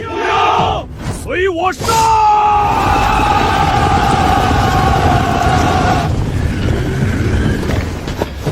自道友，那个头领气息雄浑，乃是琉璃境巅峰，唯有你的绝世剑法能与之抗衡。至于那另一个魔王，想必道友也能顺手将其镇压。为了减少将士们的伤亡，这最危险的中心战场，就全拜托你了。假道友大义，老夫今日定要这些魔孽血债血偿！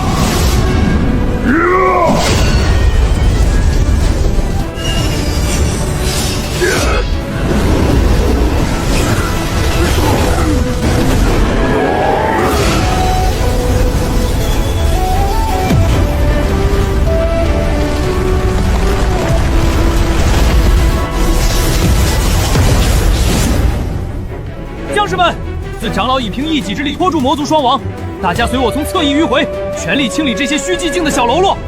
一个寿元，不，一个也别放过！四长老不愧是仙剑宗的脊梁，这扛伤能力确实让人敬佩。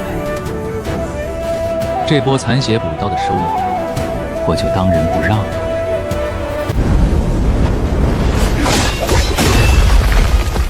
我跟你们拼了！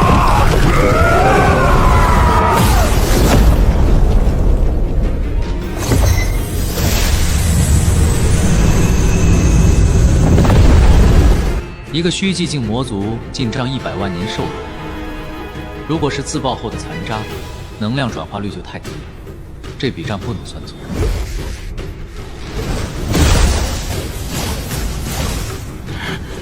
该死！这混蛋根本没有强者的尊严，堂堂琉璃境大能，居然躲在暗处偷袭我们这些士卒，你算什么英雄？贾前辈这是在用最小的伤代价护我们周全，有前辈在暗中护道，诸君随我杀！谁说打仗一定要讲武德？只要能安全稳定的进货，我不介意把老六这个职业发扬光大。表弟，不能再拖了！那个姓贾的根本没把我们当对手，他是在把我们当货物收割，祭出倒牌阵法，否则谁也走不了。既然他欺人太甚，那就让他连灵魂都困在阵里。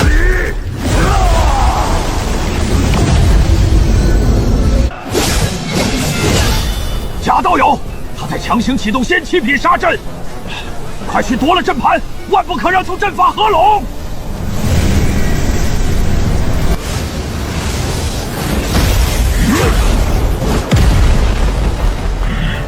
只要我这具本命分身拦住你3息时间，我表弟的大阵就能将你们全城屠尽。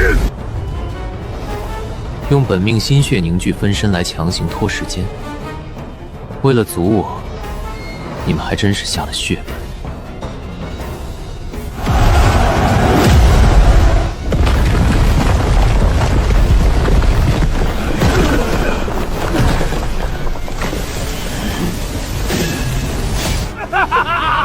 阵法已成，姓贾的，在这大阵内，连琉璃境巅峰也会被生生炼成血水。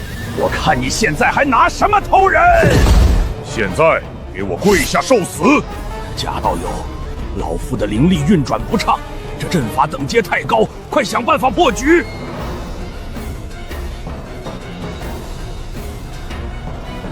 本来不想暴露的这么早，太招摇容易引来不必要的麻烦。但既然压力给到这儿了，我只好稍微增加一点防损成本。仙6品绝等防御法宝，第1层护心，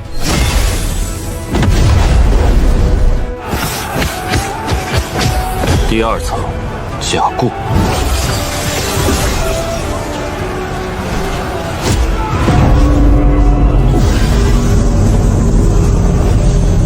整7件仙6品防御套装。贾道友，你到底是洗劫了哪家圣地的宝库？这可不可！你一个人怎么会有这种财力配置？装神弄鬼，凭借宝物算什么本事？凭借宝物不算本事，这就受不了了。防具只是为了保护我的衣服不弄脏，接下来看清楚了。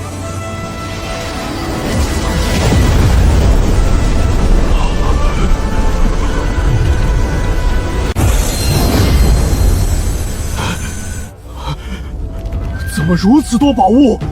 单纯阵法就有好几个，这7件竟然全是仙6品绝等防御法宝，这不可能！这是把聚宝斋给劫了吗？老夫这辈子都没见过这么多极品防御宝物同时穿在一个人身上。你这阵法也就这样吧，没啥感觉了。该死，凭借宝物取胜算什么本事？有本事直面我的阵法！那你不是凭借阵法取胜？表弟，这小子防御太强，杀不死，先想办法合力杀死我面前这人。好，表哥你继续用分身拖着这小子。放心，我的分身挡住他足矣。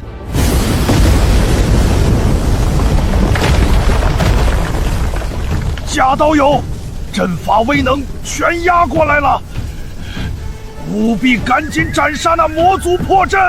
放心，我必杀他，你先撑住。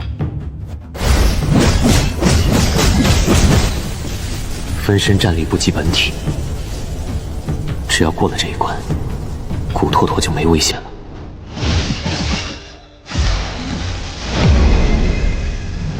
啊！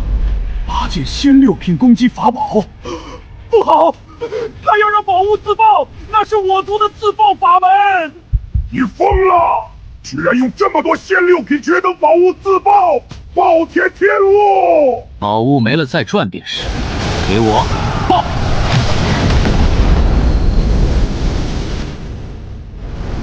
这威力直逼圣人境，以后打架懒得用花里胡哨的招数，直接一炸破万法。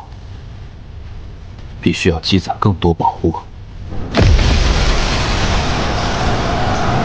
简直毫无人性！此等破局手段，非寻常人可比。小弟，赶紧入阵继续控阵！假道友，速击杀那魔族！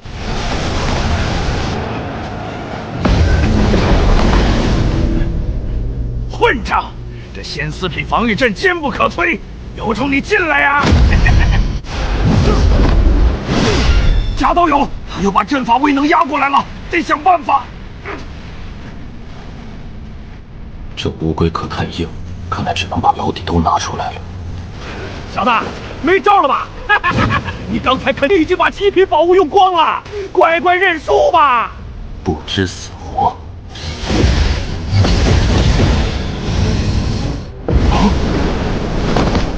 石剑，这小子是炼气师吗？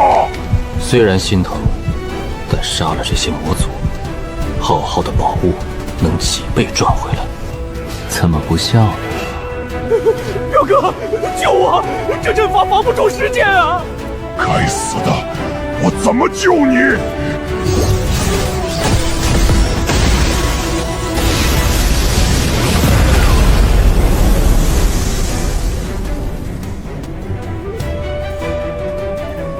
庞大的生机之力，寿元大涨。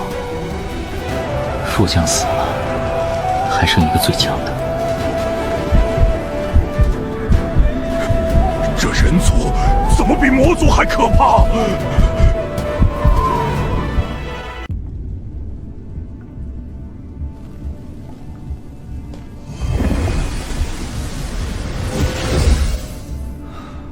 倒是意外的收获。事后再细细研究这2个罗盘，看看能否修复，也好补偿刚才和平战场时消耗的固动资产。一个不放过！用他们的血祭奠死去的弟兄，给我杀！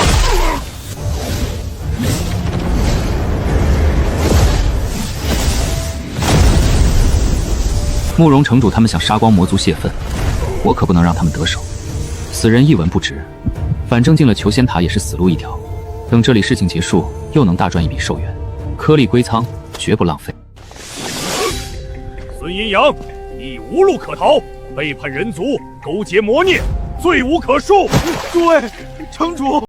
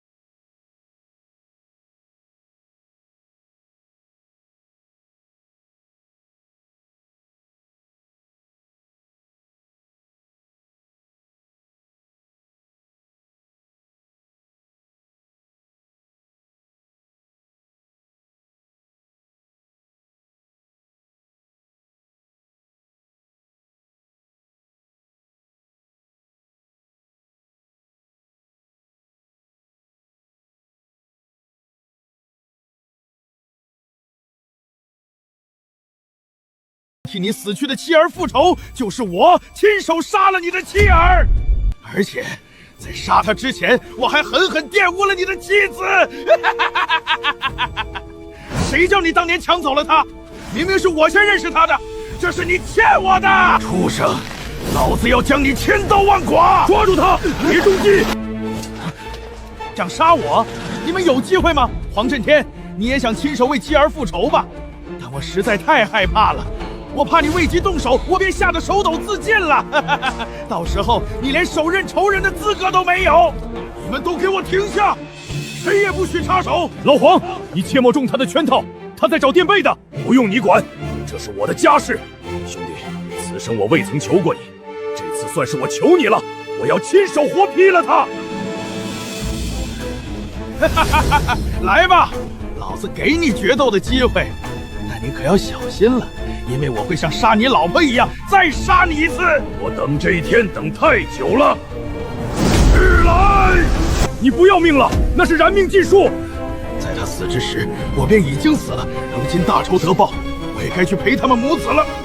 好兄弟，告诉轩宇，这些年是我这当爹的对不起他。你疯了！你连命都不要了！你可做好下地狱的准备了！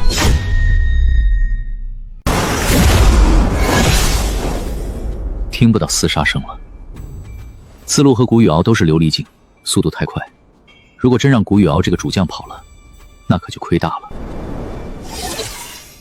刚才杀了刚突破琉璃镜的古拓夺，寿元暴涨了整整600万年。若是能把古雨敖也给斩了，上千万年的寿元进账，原来在那儿。那接下来斩杀魔龙的启动资金就彻底稳了。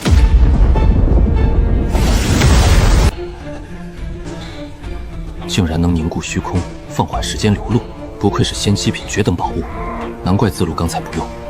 这种宝物一旦解除，施法者自身也会受限。贾道友，你来的正好，这宝物能困敌。外界的攻击打进去不受限制，但里面的人根本躲不开。你我联手，速速斩了他！明白，外面的虚空不受限制，里面的时间放慢。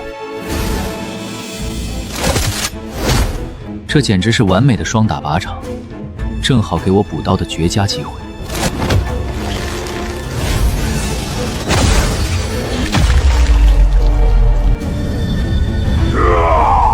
该死！你们不讲武德！哈哈哈哈！贾道友干得漂亮！你们魔族残害生灵无数，如今自食恶果，还敢谈论什么武德？我不服！我不说话，是因为不能分心。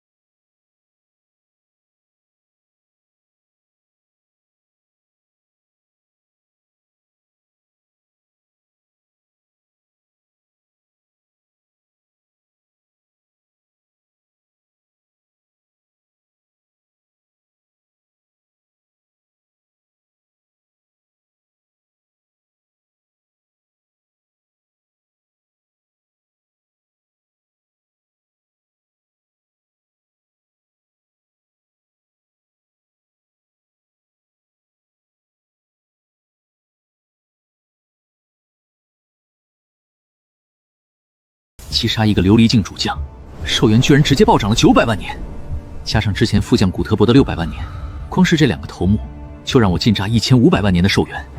刚才引爆宝物的消耗全赚回来了。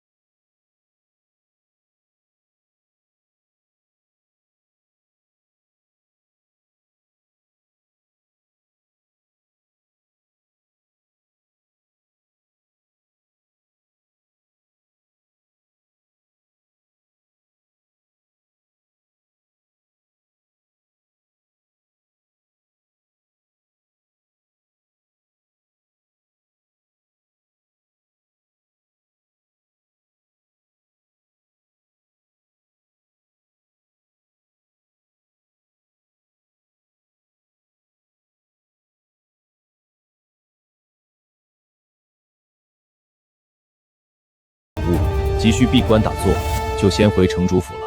道友请便。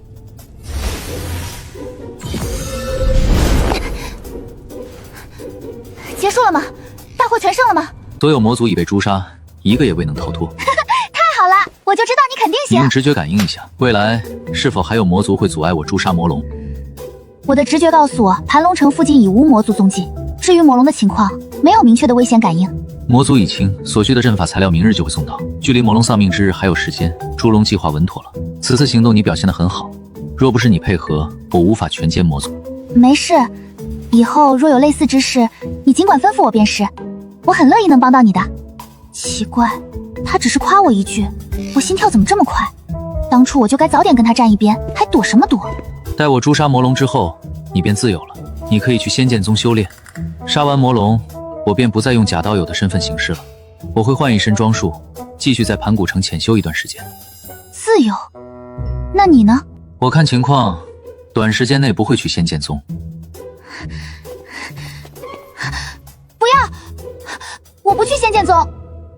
不去仙剑宗？那你准备去何处？我想跟你在一起。跟着我？我未来的路凶险未知，不带累赘。我为了你做什么都行的，就连你让做最危险的事情也行，求求你带上我。连危险的事情也愿意干，这小妞好像真是个彻底的恋爱脑啊。你且先去仙剑宗找真永福，待我处理完此件事宜，再去寻你们。把他留在盘龙城并非良策，出于谨慎，势必得让他时常待在储存金珠中，这难免会让他感到委屈生怨。何况他那宝瓶能焚烧仙药化作仙石，加上独特的直觉预警能力，到了新环境，更需要他帮我避开那些潜藏的危险。你一定要来找我。自然会去。好，拉钩。拉钩。这求仙塔里关着的15个虚寂境魔族，我已全部审问完毕，确认没有遗漏的情报后，便全数诛灭。加上之前古拓拓和古雨敖这2个琉璃境首领，这笔寿元进账简直惊人。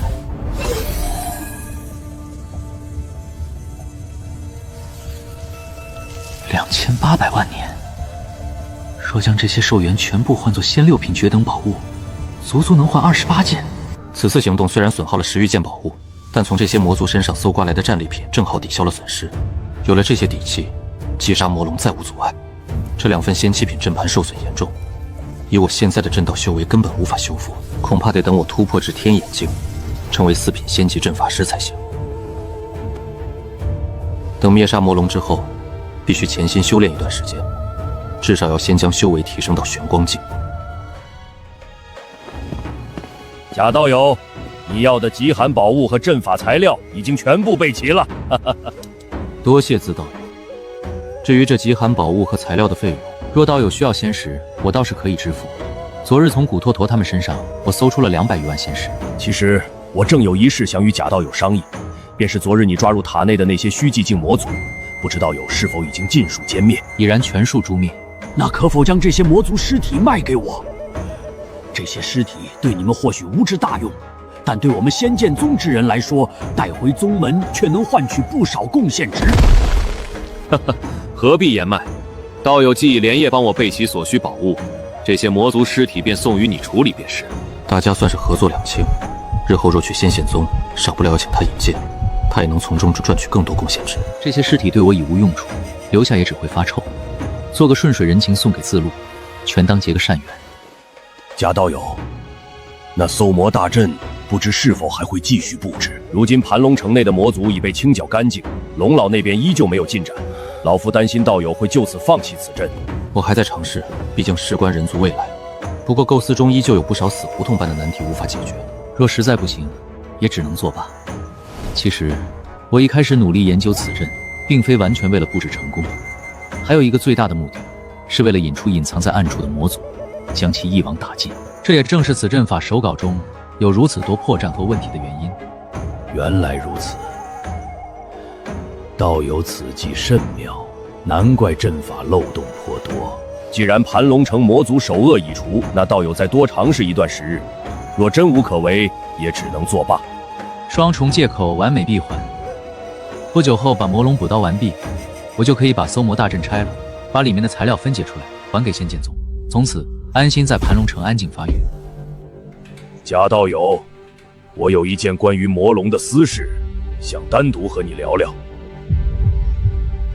仙界从不相信怜悯，在这座边陲小城的地底封印着一头寰宇境的魔龙，它不是被囚禁的罪犯，而是维持整个人族禁制运转的血肉电池。贾道友，慕容城主，地脉躁动，仙剑宗那边亦有些杂事待老夫处理。既然魔族已清，老夫便先行告辞。贾道友，地底这动静，魔族定是冲着魔龙来的。祖辈预言成真，那魔龙的寿元恐怕就在我这一辈走到尽头了。道友可知这魔龙陨落的确切时日？你们又如何能断定它是否已死？魔龙陨落之时，会有百龙衔日的异象显现，届时城内所有人皆可目睹。盘龙城并非封印，而是镇压。或许不是你们祖辈杀不死他，而是为了利用这头黄羽境的魔龙去维持某种谋划，才留他到今日。道友敏锐，魔龙活着是为了利用它的本源充当能量核心，去维持覆盖全人族，甚至波及他族的苍生大阵。他一死，此地的阵基便算彻底打通。贾道友，我有一事相求，待魔龙陨落，我慕容家的使命便算终结。我想离开这里寻求机缘，所以我想请道友继任盘兰城城主。让我担任城主？5大家族已名存实亡，唯有道友能定风波。更重要的是，一旦你接手，城西内方兽幻塔的所有权将全权由你掌控，无论你做何种交易，外界都无法窥探。掌控盘龙城意味着陆清安能直接对接天道规则下的兽幻塔，掌控兽幻塔的最高权限，这倒是省了我不少掩耳目的麻烦。有了这张皮，我可以合法的收割这头魔龙。我答应你，既然我领了城主之职，有些事得问清楚。道友可知这兽幻塔从何而来？里面的宝物又是谁在锻造？相传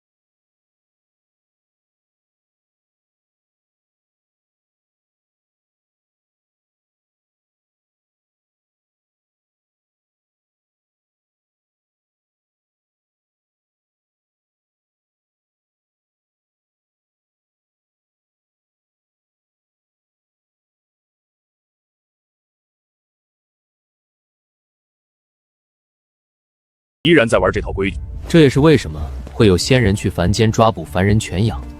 没错，盘龙城偏僻，黄玄宇才重启了计划。贾道友，这计划是废是留，全看你了。你要知道，像甄永福那样的苗子，若不被大限限制，极有可能成为反噬城市的祸根。在绝对的利益面前，秩序只是杀人的另一种方式。陆清安很清楚，接手这枚城主气印，便等于接手了这场持续万古的血色赌局。既然这天下是一局棋，既然这秩序已经腐朽，那我贾某就要当那个掀桌子的执棋人。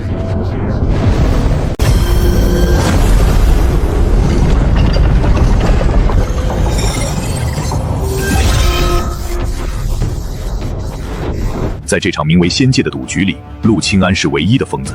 2800万年的寿元足以让一个种族延续万代，但他却选择在这一秒全部清空，因为他知道，只要能补上那一刀，所有的投入都将以亿为单位疯狂翻倍。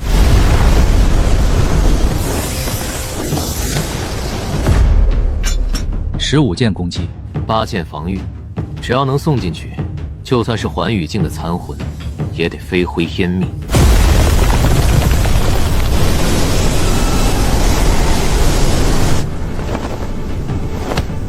苍生大阵的封印坚不可摧，那是天道定下的枷锁，唯有极寒与炙热在1/1000秒内高频切换，才能像切开水面一样撕开古阵的频率漏洞。这枚阵盘就是陆清安递向死神的信物。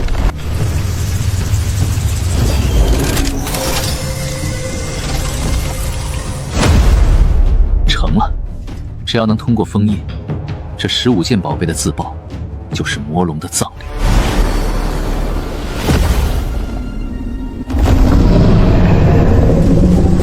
这是一场与时间的赛跑，封印会排斥一切外来灵力，任何卢弩的靠近都会引火烧身。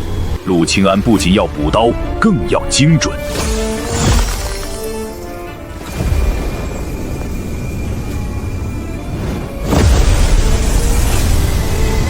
一定要成！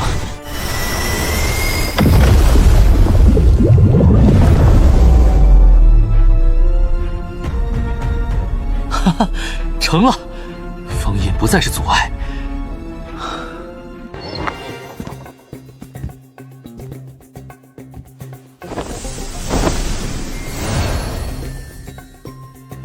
他的命火还剩多久？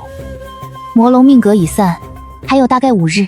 如果你不放心，第4天就去那里守着，那将是他最虚弱、最无法反抗的一刻。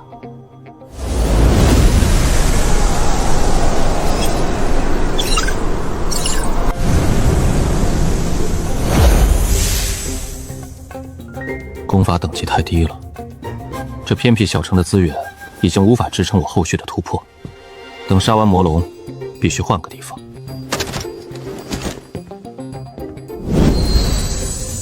贾道友，速来会客大厅！龙老那边有了重大发现，事关搜魔大阵的真正逻辑，出大事了！速来！这种时候，能有什么大发现？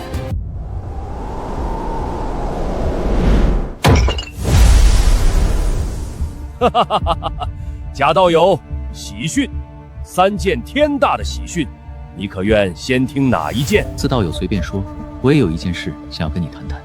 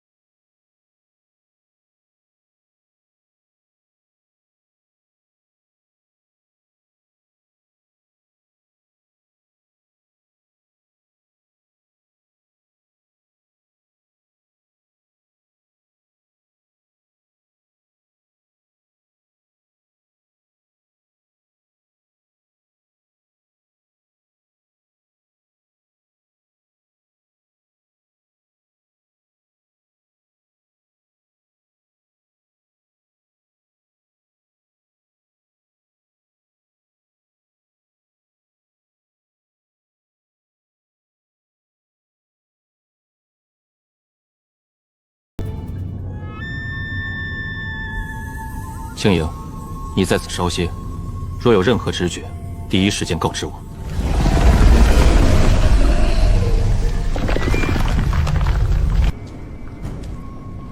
骂呀，怎么不骂了？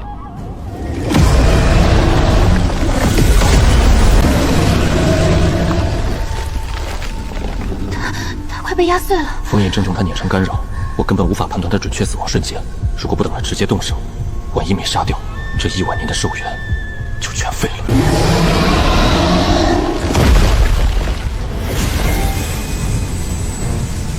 不能再等了。若是封印彻底合死，我连插手的机会都没有。等等，来了，直觉来了，还有最后一炷香。好，信你这一回。最后10秒，就是现在！给我爆！这是一场以世界间为赌注的梭哈，胜则万古长青，败则血本无归。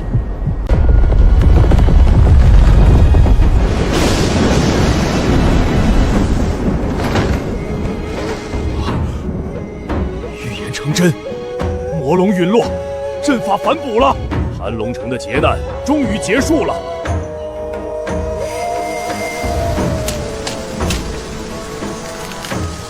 魔龙陨落，庞大的生机不再被阵法接压，而是化作灵雨反哺天地。整个盘王城在这场浩大的异象中重获新生。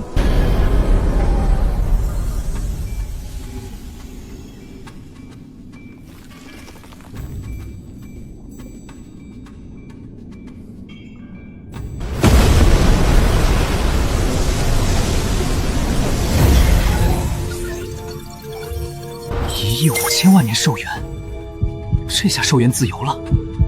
若是换成仙6品绝品宝物，足足能换150件，这是难以细数的财富，用不完，根本用不完啊！成了，这次真的成功了吗？成了，此次能有此收获，全靠你的助力。若不是你精准锁定死期，我这1万年的寿元就全泡汤了。我不过是出了一点微薄之力而已。哈哈哈！别谦虚了，说吧，想要什么奖励？10件仙6品绝品宝物，够不够？不行，这太贵重了。那你想要什么？总得给你一些奖励。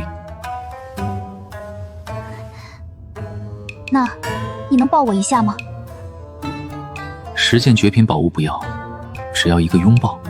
这丫头真是个彻头彻尾的恋爱脑。朋友之间偶尔抱抱也无妨，来吧。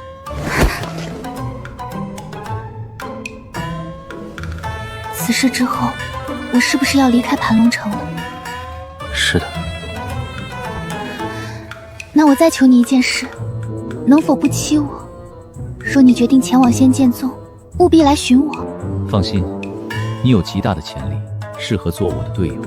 届时，我们定会相见。我等你。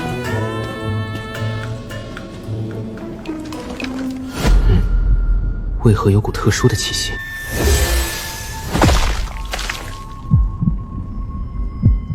这难道是魔龙的蛋？还是说，这魔龙使用了某种秘法，转生为蛋以图重生复仇？绝不能给他重生的机会，立刻毁掉。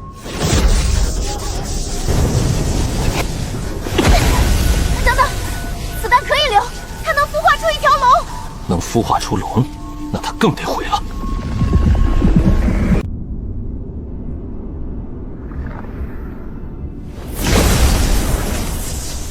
魔龙的转生之术，这叫养虎为患，不仅得毁，还得用雷霆劈成灰，扬了。别啊！这可是龙蛋，仙界的龙一出生就是玄光境，战力多强啊！不如我们把它孵化出来。孵出来，让他认出我是杀父仇人，然后第一时间把我吞了。不愧是你，这等可能我竟未曾想到。既然如此，那烤了吧。听说龙蛋极具营养。他听得懂，果然是那魔龙的残魂转生。饶命！求您赐我一线生机，我愿献上灵魂契约，生生世世认您为主。你想用契约认主换命，我怎么知道你的术法有没有留后门？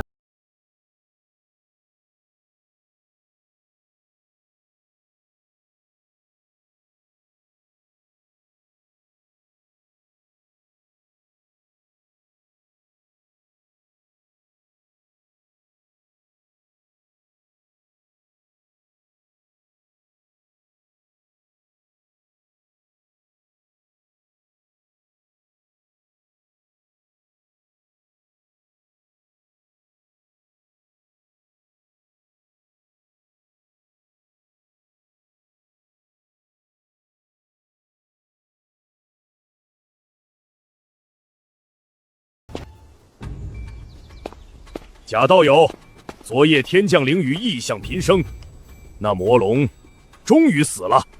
我出关时亦见到了变化，恭喜慕容道友，终于卸下家族重担。全仰仗道友坐镇，我会在5日后举办一场晚宴，正式城主之印传与道友。在那之后，我便离开这牢笼去游历天下，顺便恭喜道友闭关大捷。只是有所感悟罢了，并未突破，目前还是月宵境。我懂，贾道友向来行事低调，那便5日后晚宴上见。贾道友，老夫带了位贵客来。这气息，此路明明已经突破到了圣灵境1层，竟然还跟在此人身后半步不敢逾越。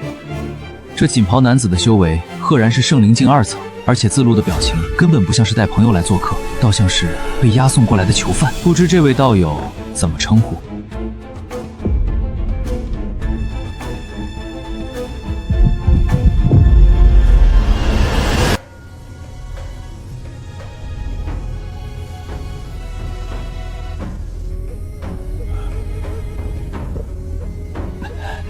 贾道友，恭喜恭喜，闭关大捷！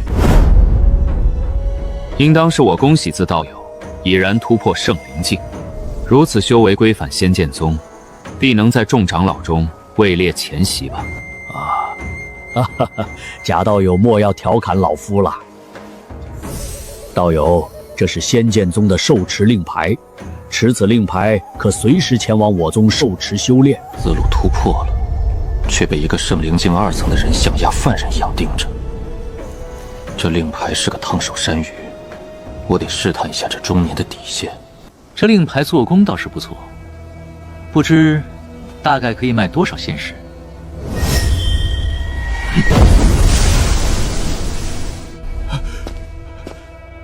道友，莫非你当真打算卖掉？这等令牌虽说有价，却是无世之物啊！不过是随口一问罢了。道友可理解为这令牌至少值1件仙7品宝物。老夫须回宗门一趟，10日后再返盘兰城。告辞。10日后回来，看来这仙剑宗是盯上我了。下次你回来，我就该宣布搜魔大阵布置失败，大家一拍两散。这金珠。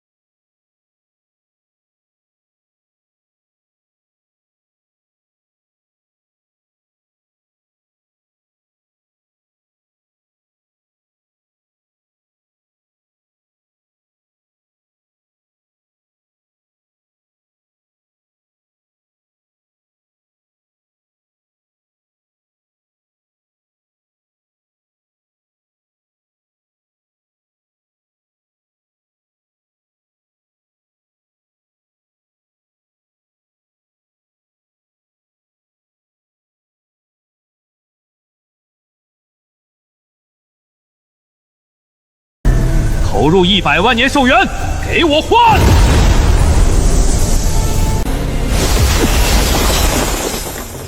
呼，连抽100次，爽是爽了，1亿年寿元就这么砸进去了。不过还好，账上还剩5000万年当备用金。60件攻击法宝，没多大特殊作用，以后全当自爆手来用。剩下的40件才是我这次更新换代的保命底牌。仙6品绝等，混沌面具，不仅能把脸彻底遮蔽，挡住圣灵境的神识探查，还能自主控制修为气息，最高能模拟出虚寂境巅峰的威压。哼，以后再遇到仙剑宗那种狗眼看人低的试探，我连隐修丹都省了，直接用气场就能吓破他们的胆。仙6品绝等宝物，空间光团，里面的空间是以前那金珠的3倍。仙气极其浓郁，甚至能装活人。最逆天的是，它能独立漂浮，隐身于环境之中。只要我躲进这光团里，琉璃镜巅峰之下的攻击，连这光团的防都破不了，简直是随身携带的无敌堡垒。但所有宝物里，最得我心的是这具意识傀儡。琉璃镜1层的实力，真假难辨的肉身。人怕出名猪怕壮，我可不想被城主这个位置绑死在明处。只要打入我的一抹神识，哪怕隔着108000里，我也能完美操控它。以后他就是盘龙城城主，有暗杀有试探，他来替我挡灾，我在幕后继续当我的炼丹大师。好兄弟，以后出去混怎么称呼？我叫武慈仁，武夫的武，仁慈的慈，仁慈的仁。贾道友，这人是谁？琉璃境1层的修为，我怎么在盘海城从未见过他？你真要把城主之印交托给他，信得过吗？慕容道友放心，这是我远房表弟，特地来投奔我的。人品极佳，以前在其他地方的小宗门当过副宗主，处理政务是一把好手，绝对值得信赖。你要是不放心，我也会在盘龙城盯着他。若是不行，我随时换人。既然是道友的亲戚，又有这等资历，那我也就放心了。2日后，我便把城中高手召集过来，让他正式继位。劳烦道友。交接完，我得立刻去一趟仙剑宗。我女儿还在那边，我得去看看她。既然道友要去仙界宗，能否帮我带一个人同行？路途遥远，他一人前去，我不太放心。带谁？届时道友便知晓了。永福，最近在仙剑宗待得怎么样？没发生什么事情吧？兰哥，没事儿，我在这儿好着呢，能有什么事儿？我太了解这小子了，这种诡异的沉默，还有这明显是在掩饰的假笑，他出事了。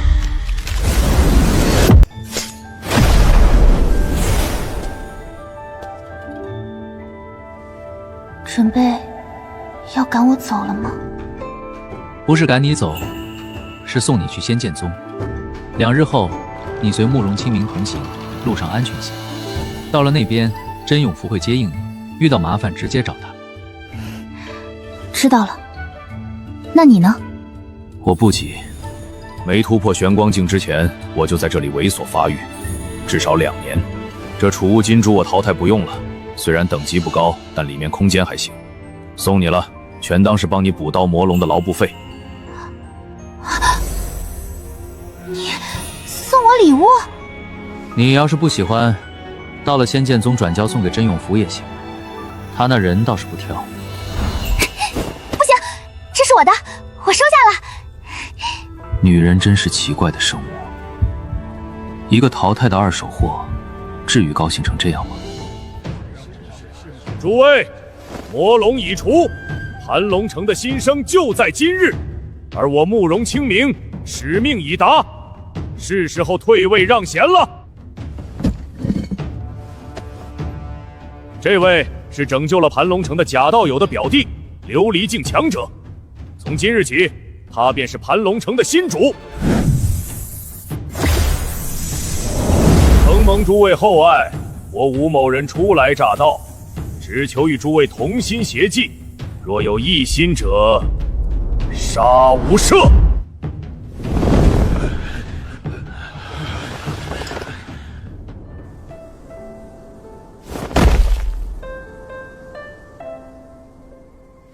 以前，我和黄震天瞒着所有人，常来这里喝酒。我一直以为你们2家是不共戴天的死敌。祖训如此，做戏给旁人看罢了。如今他死了，我也自由了。明日我便启程去仙剑宗。之后呢？听你刚才交代我照顾银雪的语气，怎么像是在交代遗言？贾道友，若有空，听我讲个俗套的故事吧。从前有个背负沉重家族使命的少年，他被迫留守在一座死气沉沉的孤城，直到有一天，一个带着伤的绝美女子闯了进来，他们相爱，生下了一个可爱的女儿。但在女儿还在襁褓时，一群极其恐怖的神秘强者从天而降，强行带走了她。那女子临走时哭着说：“别来找我，若有可能，我会自己回来。”好家伙，你在写复仇流爽文小说呢？这种母亲被神秘大族抓走的剧情，我是不是在哪里见过？然后呢？然后100多年过去了，少年成了老头，朋友死了，使命完了，牵挂也没了，所以他不想等了，他要去很远很远的地方找他。这种故事的结局通常是找不到，就算找到了，也是身死道消。他连女儿都舍得丢下。孩子已经长大了，有些路他得自己走。那我祝他一路顺风，心愿得偿。他的谢意已然领受，干！徐姑娘，莫再回望了，已然远去，何必徒增惆怅？缘起缘灭，终有再见之时。你心中可是十分喜欢他？巧了，这小子城府极深，却又极重承诺，连我也开始喜欢他了。盘龙城的风暴已经平息，但在更高维度的修仙界，一场围绕权力和欲望的暗流才刚刚开始。安心去吧，这盘龙城的局，我来接着下。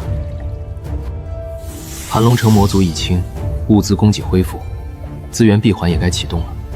通过黄子胜和刘不得，从2大公会调替大宗仙药，我将其炼制成仙丹，再去兽幻塔换成兽元，最后用兽元抽出高阶宝物，卖掉换取更多的仙石。在这个弱肉强食的仙界，无数修士为了几年兽元拼死拼活，而陆清安这位真正的棋手，早已在偏远的小城搭建好了一套无声收割财富的工业化流水线，周而复始，每转一圈，我至少能白赚一件仙6品绝等宝物。但这事不能急，必须细水长流，猥琐发育。在突破玄光境之前，绝不能引起高层势力的注意。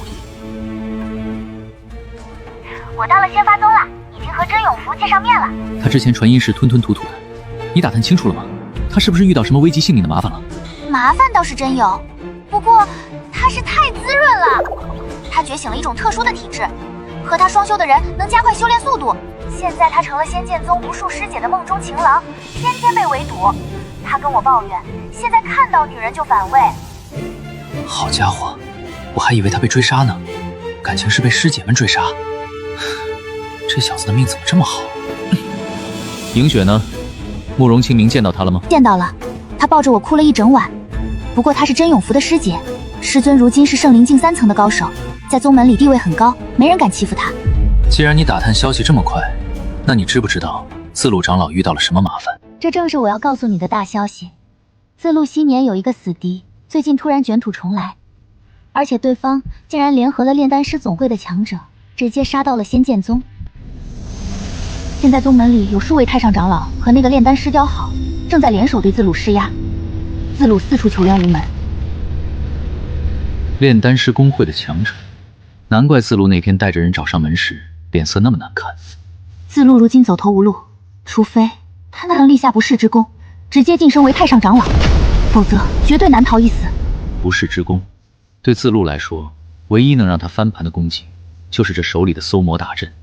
但他如果把这东西拿回宗门，必然会暴露在那些太上长老和炼丹师强者的视野里，这是把火往身上引。青莹，你干得非常漂亮，继续留在仙剑宗充当情报站，务必注意安全。明白，10日后再联系。贾道友，我提前回盘龙城了，人命关天，我有10万火急之使求见。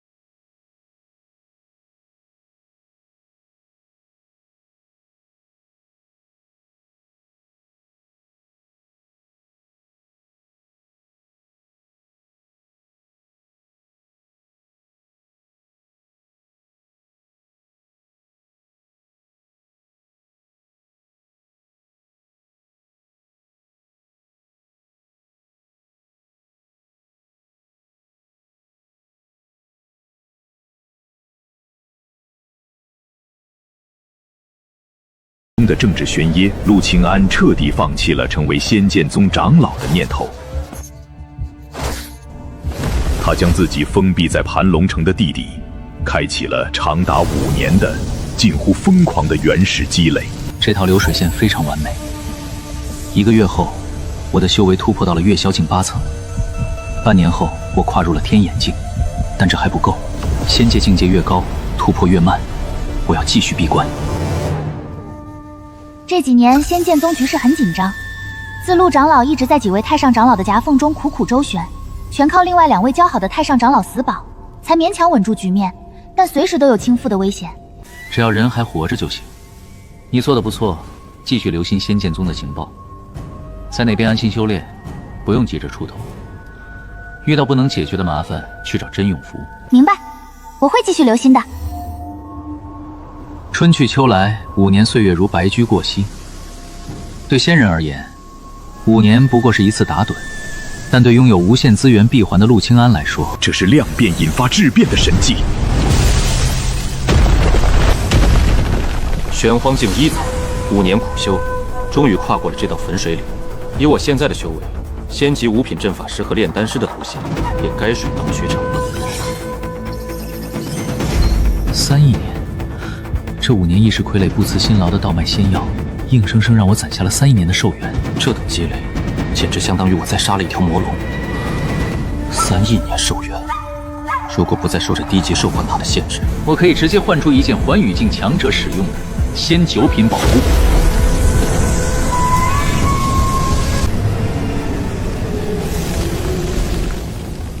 小黑子，这批药都烧了半个时辰了，还没烧完。你这喷火的速度是不是慢了点？主子，能否让我歇歇？我好歹是玄光境的纯血仙兽，您让我当锅炉工，我这一干就连续无休干了几年了。是谁4年前刚破壳的时候说脏活累活全部在话下，怎么样都行的？怎么现在连每天烧点仙药这点粗活都干不好？难不成要你家主人我亲自来干？4年前，陆清安在黑龙孵化前便强行种下了生死契约。他惊喜地发现，这头仙兽焚烧仙药产生的寿元，竟然能通过契约完美反哺给他。从此，他彻底解放了双手，每天只管修炼，过上了极其滋润的剥削者生活。这日子过得实在太舒服了，寿元也攒够了，真舍不得走出这舒适圈。要不，再在这闭关修炼个几10年，然后再去仙剑宗。刘会长，什么事？我交代过，若无大事，尽量通过线人联系我。前辈，出大事了！我和黄子胜接到总会急令，准备离开盘龙城，前往总会了。可以不走吗？重新接济新人，很容易出问题。走不掉啊，前辈！这几年我们做的流水业绩太恐怖了，远超总会无数人。总会高层已经起了疑心，派了级别极高的巡查使下来调查。之前有何景明和公主和2位前辈压着，现在压不住了。2大公会终于注意到盘龙城的异常了。虽然我每次出货量不大，但5年积少成多，流水确实惊人。巡查使一到，很快就会顺藤摸瓜查到我头上。我知道了，你们去总会吧。关于我的事，能不说就不说，实在躲不过去，透露些许也无妨。我很快就会离开盘龙城。前辈放心，我们绝不乱说。前辈保重，有缘再见。计划永远赶不上变化。虽然原本打算多待几年，但陆清安向来有为突发情况做极限准备的习惯。既然必须离开，那就得把身上的筹码换到最大。有意识傀儡在这里稳住各方势力，盘龙城就不会乱。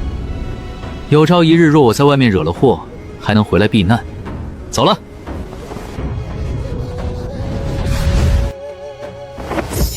安哥，我有个天大的好消息要跟你说。什么好消息？是徐清莹，她觉醒了一种极强的体质，被我们仙剑宗的宗主看中了。宗主打算收她为亲传弟子，你知道吗？我们宗主以前可是从未收过亲传徒弟的。安哥，你听到了吗？你是不是担心她飞上枝头后会透露你的秘密？其实不用担心，这几年我跟她相处下来，发现她真的非常喜欢你。她可是个好姑娘，绝对靠得住。那个被我用淘汰法宝随便打发，当成排雷工具人的小丫头，竟然成了仙剑宗宗主唯一的亲传弟子。这际遇怎么比我这个开挂的还要离谱？我离开盘龙城了，不久后就会到仙剑宗。永福，我也有个好消息告诉你。什么？安哥你要来了，太好了！到了之后，我带你到处逛逛。仙剑宗我熟得很。逛街就算了，到了仙剑宗，你带我去办第一件事，找最高级的兽幻塔。望虚城是仙剑宗山脚下的超级附属城，玄光境与虚寂境强者多如牛毛。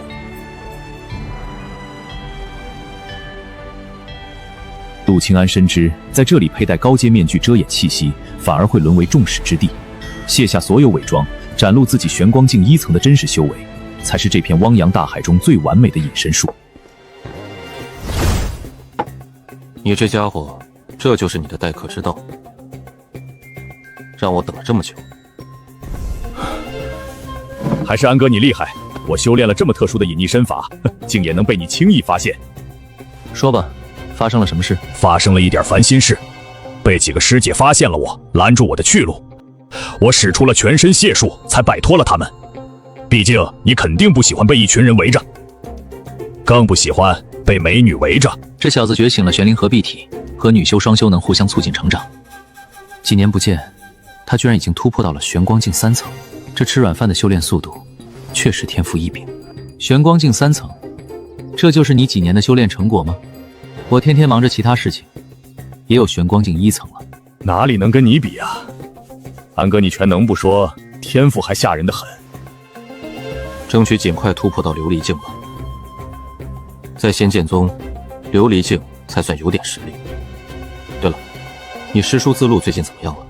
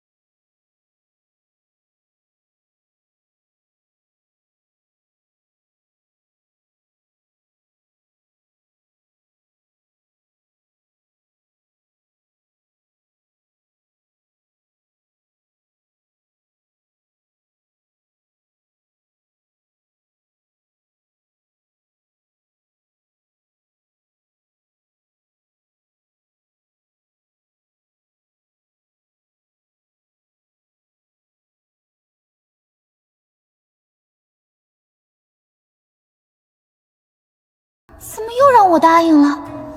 等等，他是不是来了仙剑宗？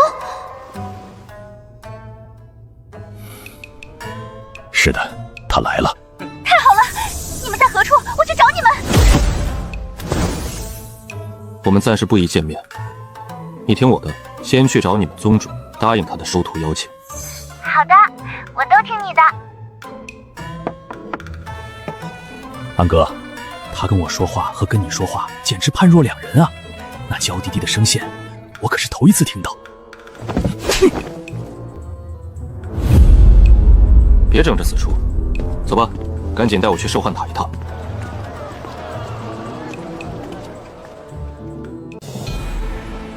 在偏远的盘龙城，兽幻秘境是禁地，由城主府严格把持；而在仙剑宗山脚下的望虚城，秘境是对外开放的，只要你拥有足够的仙石或者尊贵的身份，这里就是强者的天堂。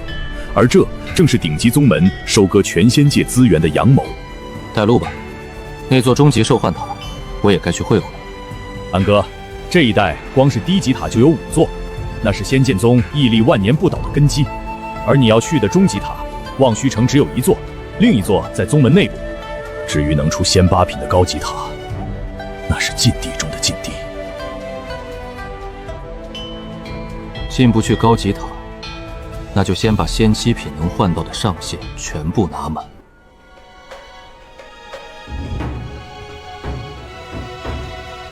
没有面具的遮掩，陆清安那平平无奇的修为，在强者如云的排队人群中，反而成了最好的伪装。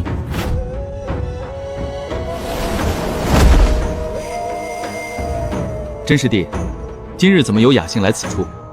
陪朋友来转转。王师兄，最近公差辛苦啊。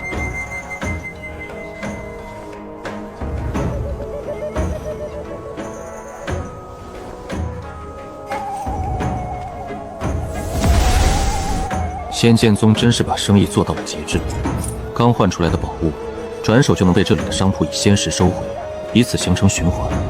可惜，他们不知道这个循环里真正的议价规则掌握在谁手里。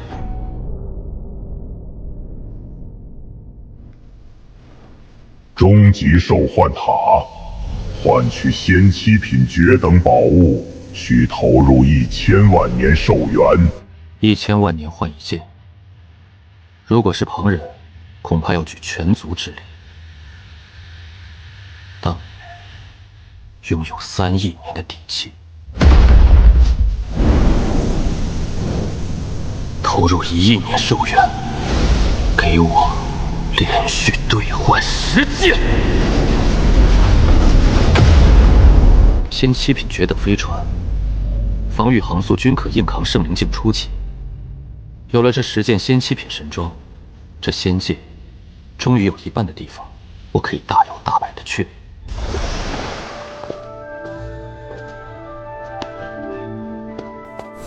安哥，刚才王师兄说今晚望于虚城有个天才宴会，不仅仙剑宗的各路天才会到，连徐姑娘也会作为主要嘉宾出席。徐姑娘，她在这边的身份地位已经到了这种程度。万万年难出的体质，宗主亲传，这可不是开玩笑的。不过安哥，你要是不喜欢这种吵闹，我就替你推了。这宴会是谁发起的？是掌管宗门内那座高级兽幻塔的太上长老的独生女儿。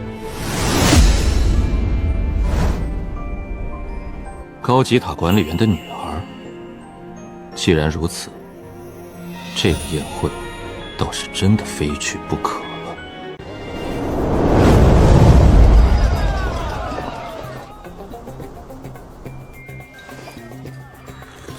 安哥，我真没想到你会答应去那种聚会。你以前可是最讨厌凑热闹的，如果是为了陪我才去，其实大可不必。放心吧，不就是个小聚会，又不是什么生死绝境。陆清安的自信有着极其严密的逻辑支撑，他如今浑身是仙七品绝等宝物，防御力之强，连圣灵境巅峰强者都难以攻破。除非那所谓的天才聚会里凭空出现一尊仙剑宗屈指可数的寰宇境大能，并且他还把对方得罪死了。可这种微乎其微的概率显然不符合常理。哈哈，安哥，你这心态就对了。在仙界，隐居避世并非明智之举，只会让自己停滞不前。我们兄弟俩必须多出去走走，肩并肩，一起成为这仙界的顶尖强者。给，这是我拿命做宗门危险任务换来的仙5品玄灵丹，有价无市。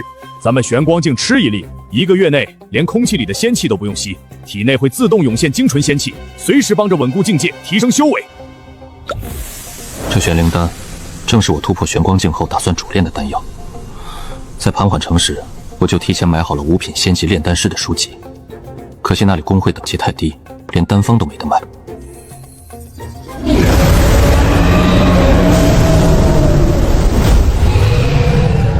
如果能买到丹方大批量炼制，不仅我自己吃，还能当糖豆喂给小黑子。那条黑龙虽然孵化就是玄光境，但天天被我逼着烧药，毫无寸进。只要吃了玄灵丹突破到琉璃境，喷出的火就能升级成仙6品仙火，到时候他焚烧仙药的速度就能大幅加快。在陆清安眼里，没有什么是不能被压榨的。他甚至嫌弃一头玄光境黑龙干活太慢，恨不得让黑龙把1天时间掰开成2份来用。这丹方，望虚城的炼丹师工会有卖吗？走，去工会看看。安哥，既然你打算在这边安顿，不如干脆加入仙剑宗吧。以你的天赋，拿个内门弟子名额易如反掌。靠自录长老当高层的路已经断了，以普通内门弟子的身份潜入仙剑宗，白天当弟子，夜里戴上面具隐匿行事，这是最低调、最安全的双面人计划。太好了，等你成了内门弟子，咱们疯狂做任务攒贡献值，我就带你去流光殿修炼。流光殿？那是咱们宗门的最高机密之一，是历代老祖做齐了无数寿元，从高级兽幻塔里硬生生砸出来的仙邹品宝物。殿内的时间流露远超外界，在里面修炼1天，顶得上外面好几个月。仙邹品的时间法宝，这对于握有2亿年寿元，唯一只缺时间来转化修为的陆清安来说，简直是直击软肋的致命诱惑。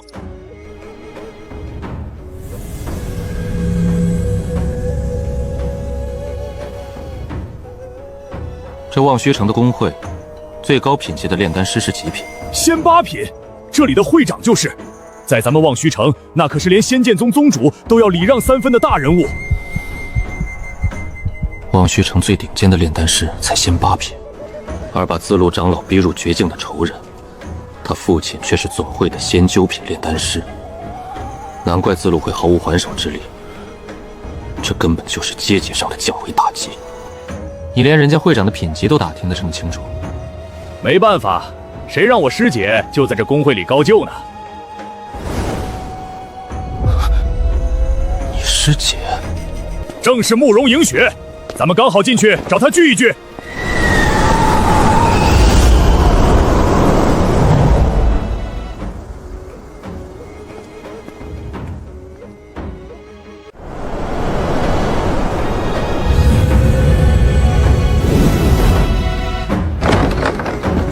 安哥，那就是我师姐慕容迎雪，她天赋极其恐怖，已经被工会会长破格收为学生，能用会长的贡献值去流光殿学习炼丹。咦，你不是那次在盘龙城宴会上坐在徐清莹身边的陆清安吗？你也来望虚城了？没想到慕容姑娘还记得在下。你和徐清莹同是皇家授权出身，而且关系不错，我当然记得。快请坐。不必了，陆某此来是有正事要谈，想请教贵公会当下有多少仙药可以卖，最高品级又是多高？最高品级是仙8品，至于其他品级的仙药，数量极其庞大，目前库存的仙药至少价值2亿仙石。2亿仙石的库存，这等庞大的底蕴，正是我积攒恐怖寿元的绝佳提款机。这望虚城来对了。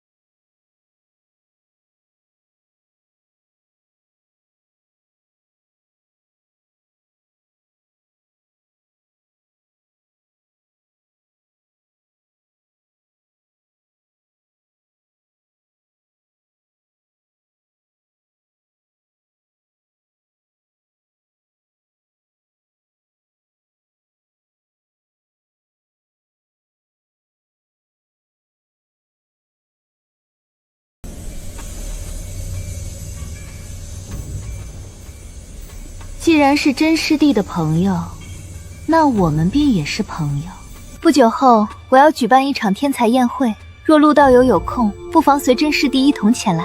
好精准的灵力波动，琉璃境5层，这等修为，在仙剑宗当个长老都绰绰有余，他居然还只是弟子，看来他的天赋极其绝艳。杜薇薇的出现对陆清安来说是天赐良机，只要通过这场天才宴会与他建立交集，就能顺理成章地接触到掌管高级兽幻塔的太上长老杜峰。那张通往仙八品宝物的门票，他志在必得。这位小友也是要考核4品仙级炼丹师。那好，你们2人一起吧，我亲自给你们考核。那便劳烦前辈了。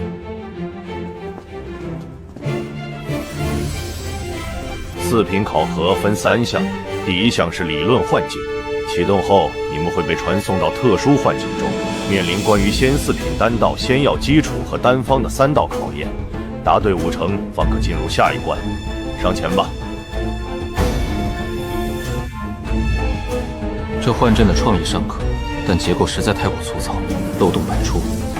布置此阵的人，显然只是敷衍了事。陆道友，我是出于好奇才学习炼丹，造诣一般，不知你丹道造诣如何？还行，暂时没有见过比我强太多的人才。那我们比比，看看谁先走出此幻阵。乐意奉陪。那小友有些特别，他真是炼丹师？老夫观他身上竟然连一丝一毫的丹药气息都没有。越是秦门的炼丹师，药香越重才对。前辈，我这兄弟确实是炼丹师，只不过他比较特殊，每次炼完丹都会想尽办法去除身上的丹药气息，一点味儿都不留。真小子，你恐怕不知道，薇薇不仅是4品仙级炼丹师，他还是仙4品阵法师。用你们的话来说，那叫全能奇才。你觉得他们俩谁能更快通过？全能奇才？这不就巧了吗？咱安哥也是全能啊，这2人撞在一起，到底谁能碾压谁？论仙药辨识，陆清安这几年焚烧的仙药堆积如山；论丹道理论，他更是早就烂熟于心。这种级别的理论考卷，对他来说闭着眼睛都能拿满分。但他现在连拿笔的兴致都没有，按部就班的答题，太无趣了。既然你自称造诣一般，那我便看看你有没有说谎。这阵法漏洞这么多，不利用一下简直对不起我仙级5品的阵法造诣，直接拿走阵法控制权吧。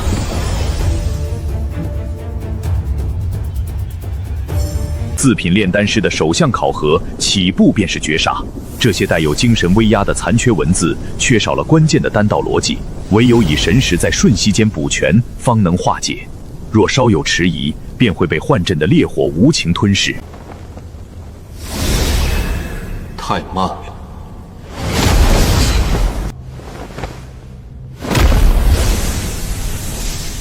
阵法中枢，给我剥离。拿到最高权限了，散。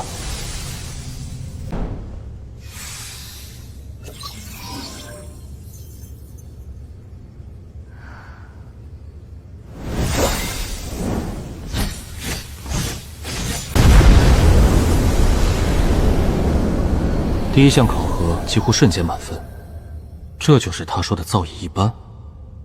真是熟悉的学霸风格，考前都说没复习，成绩一出便碾压全场。既然你觉得简单，那我就替主考官给你上点强度，测测你的知识边缘。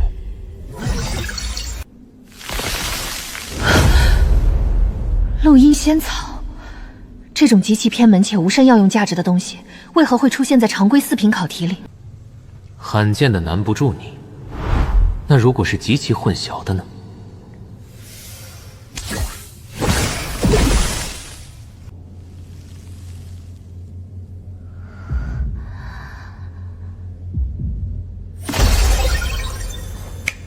答错3株，看来这就是你的盲区了。摸底结束，送你通关吧。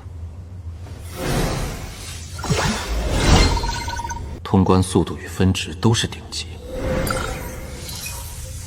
为了给你留下终生难忘的印象，我就把我的分值改成和你分毫不差。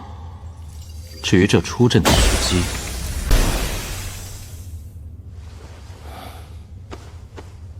，3、2、1，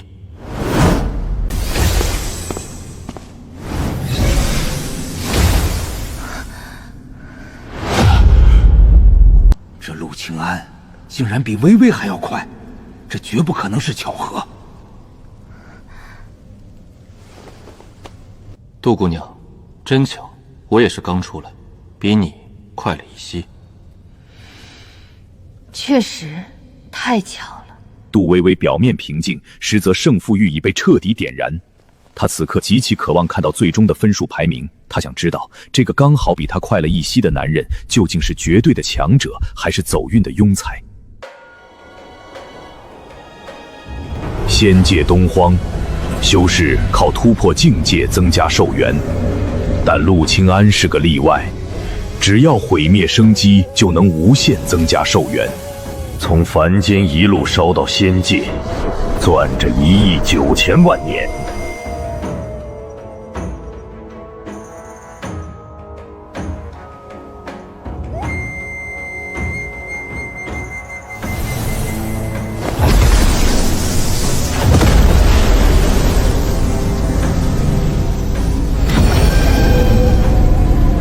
第一项理论换阵，陆清安通过，杜微微通过，并列第一。这怎么可能？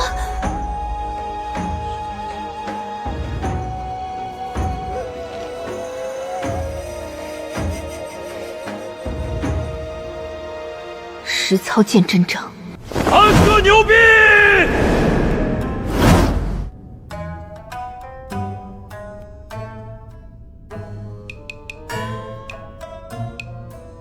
并列第一，一点反应都没有。第二项实操炼药，考题：仙4品回元续脉丹，药材已在炼药台上，2炷香内以丹品相和用时综合评定。若品相定为废丹，直接淘汰。起炉。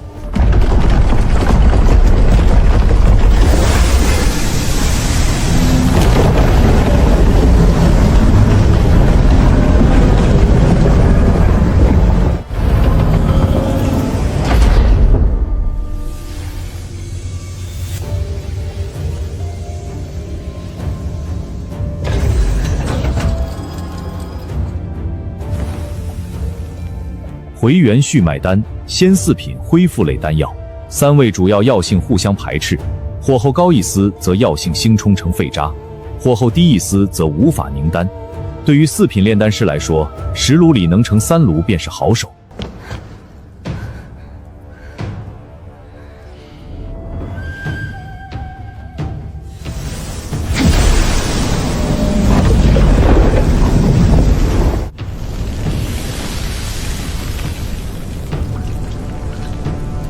理论让你快了一些，炼药拼的是真功夫。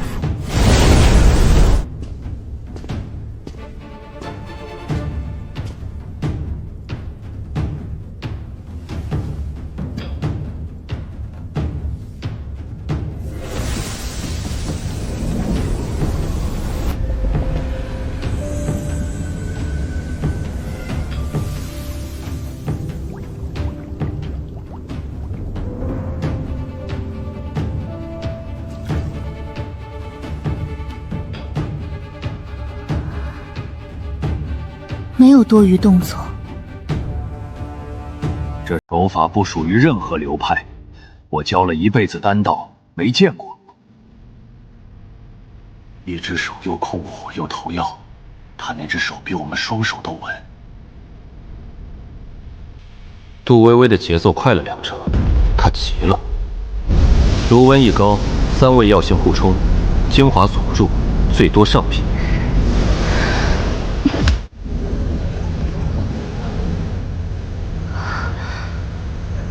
我出全力也只炼制出了上品，他一直这个节奏，会出什么？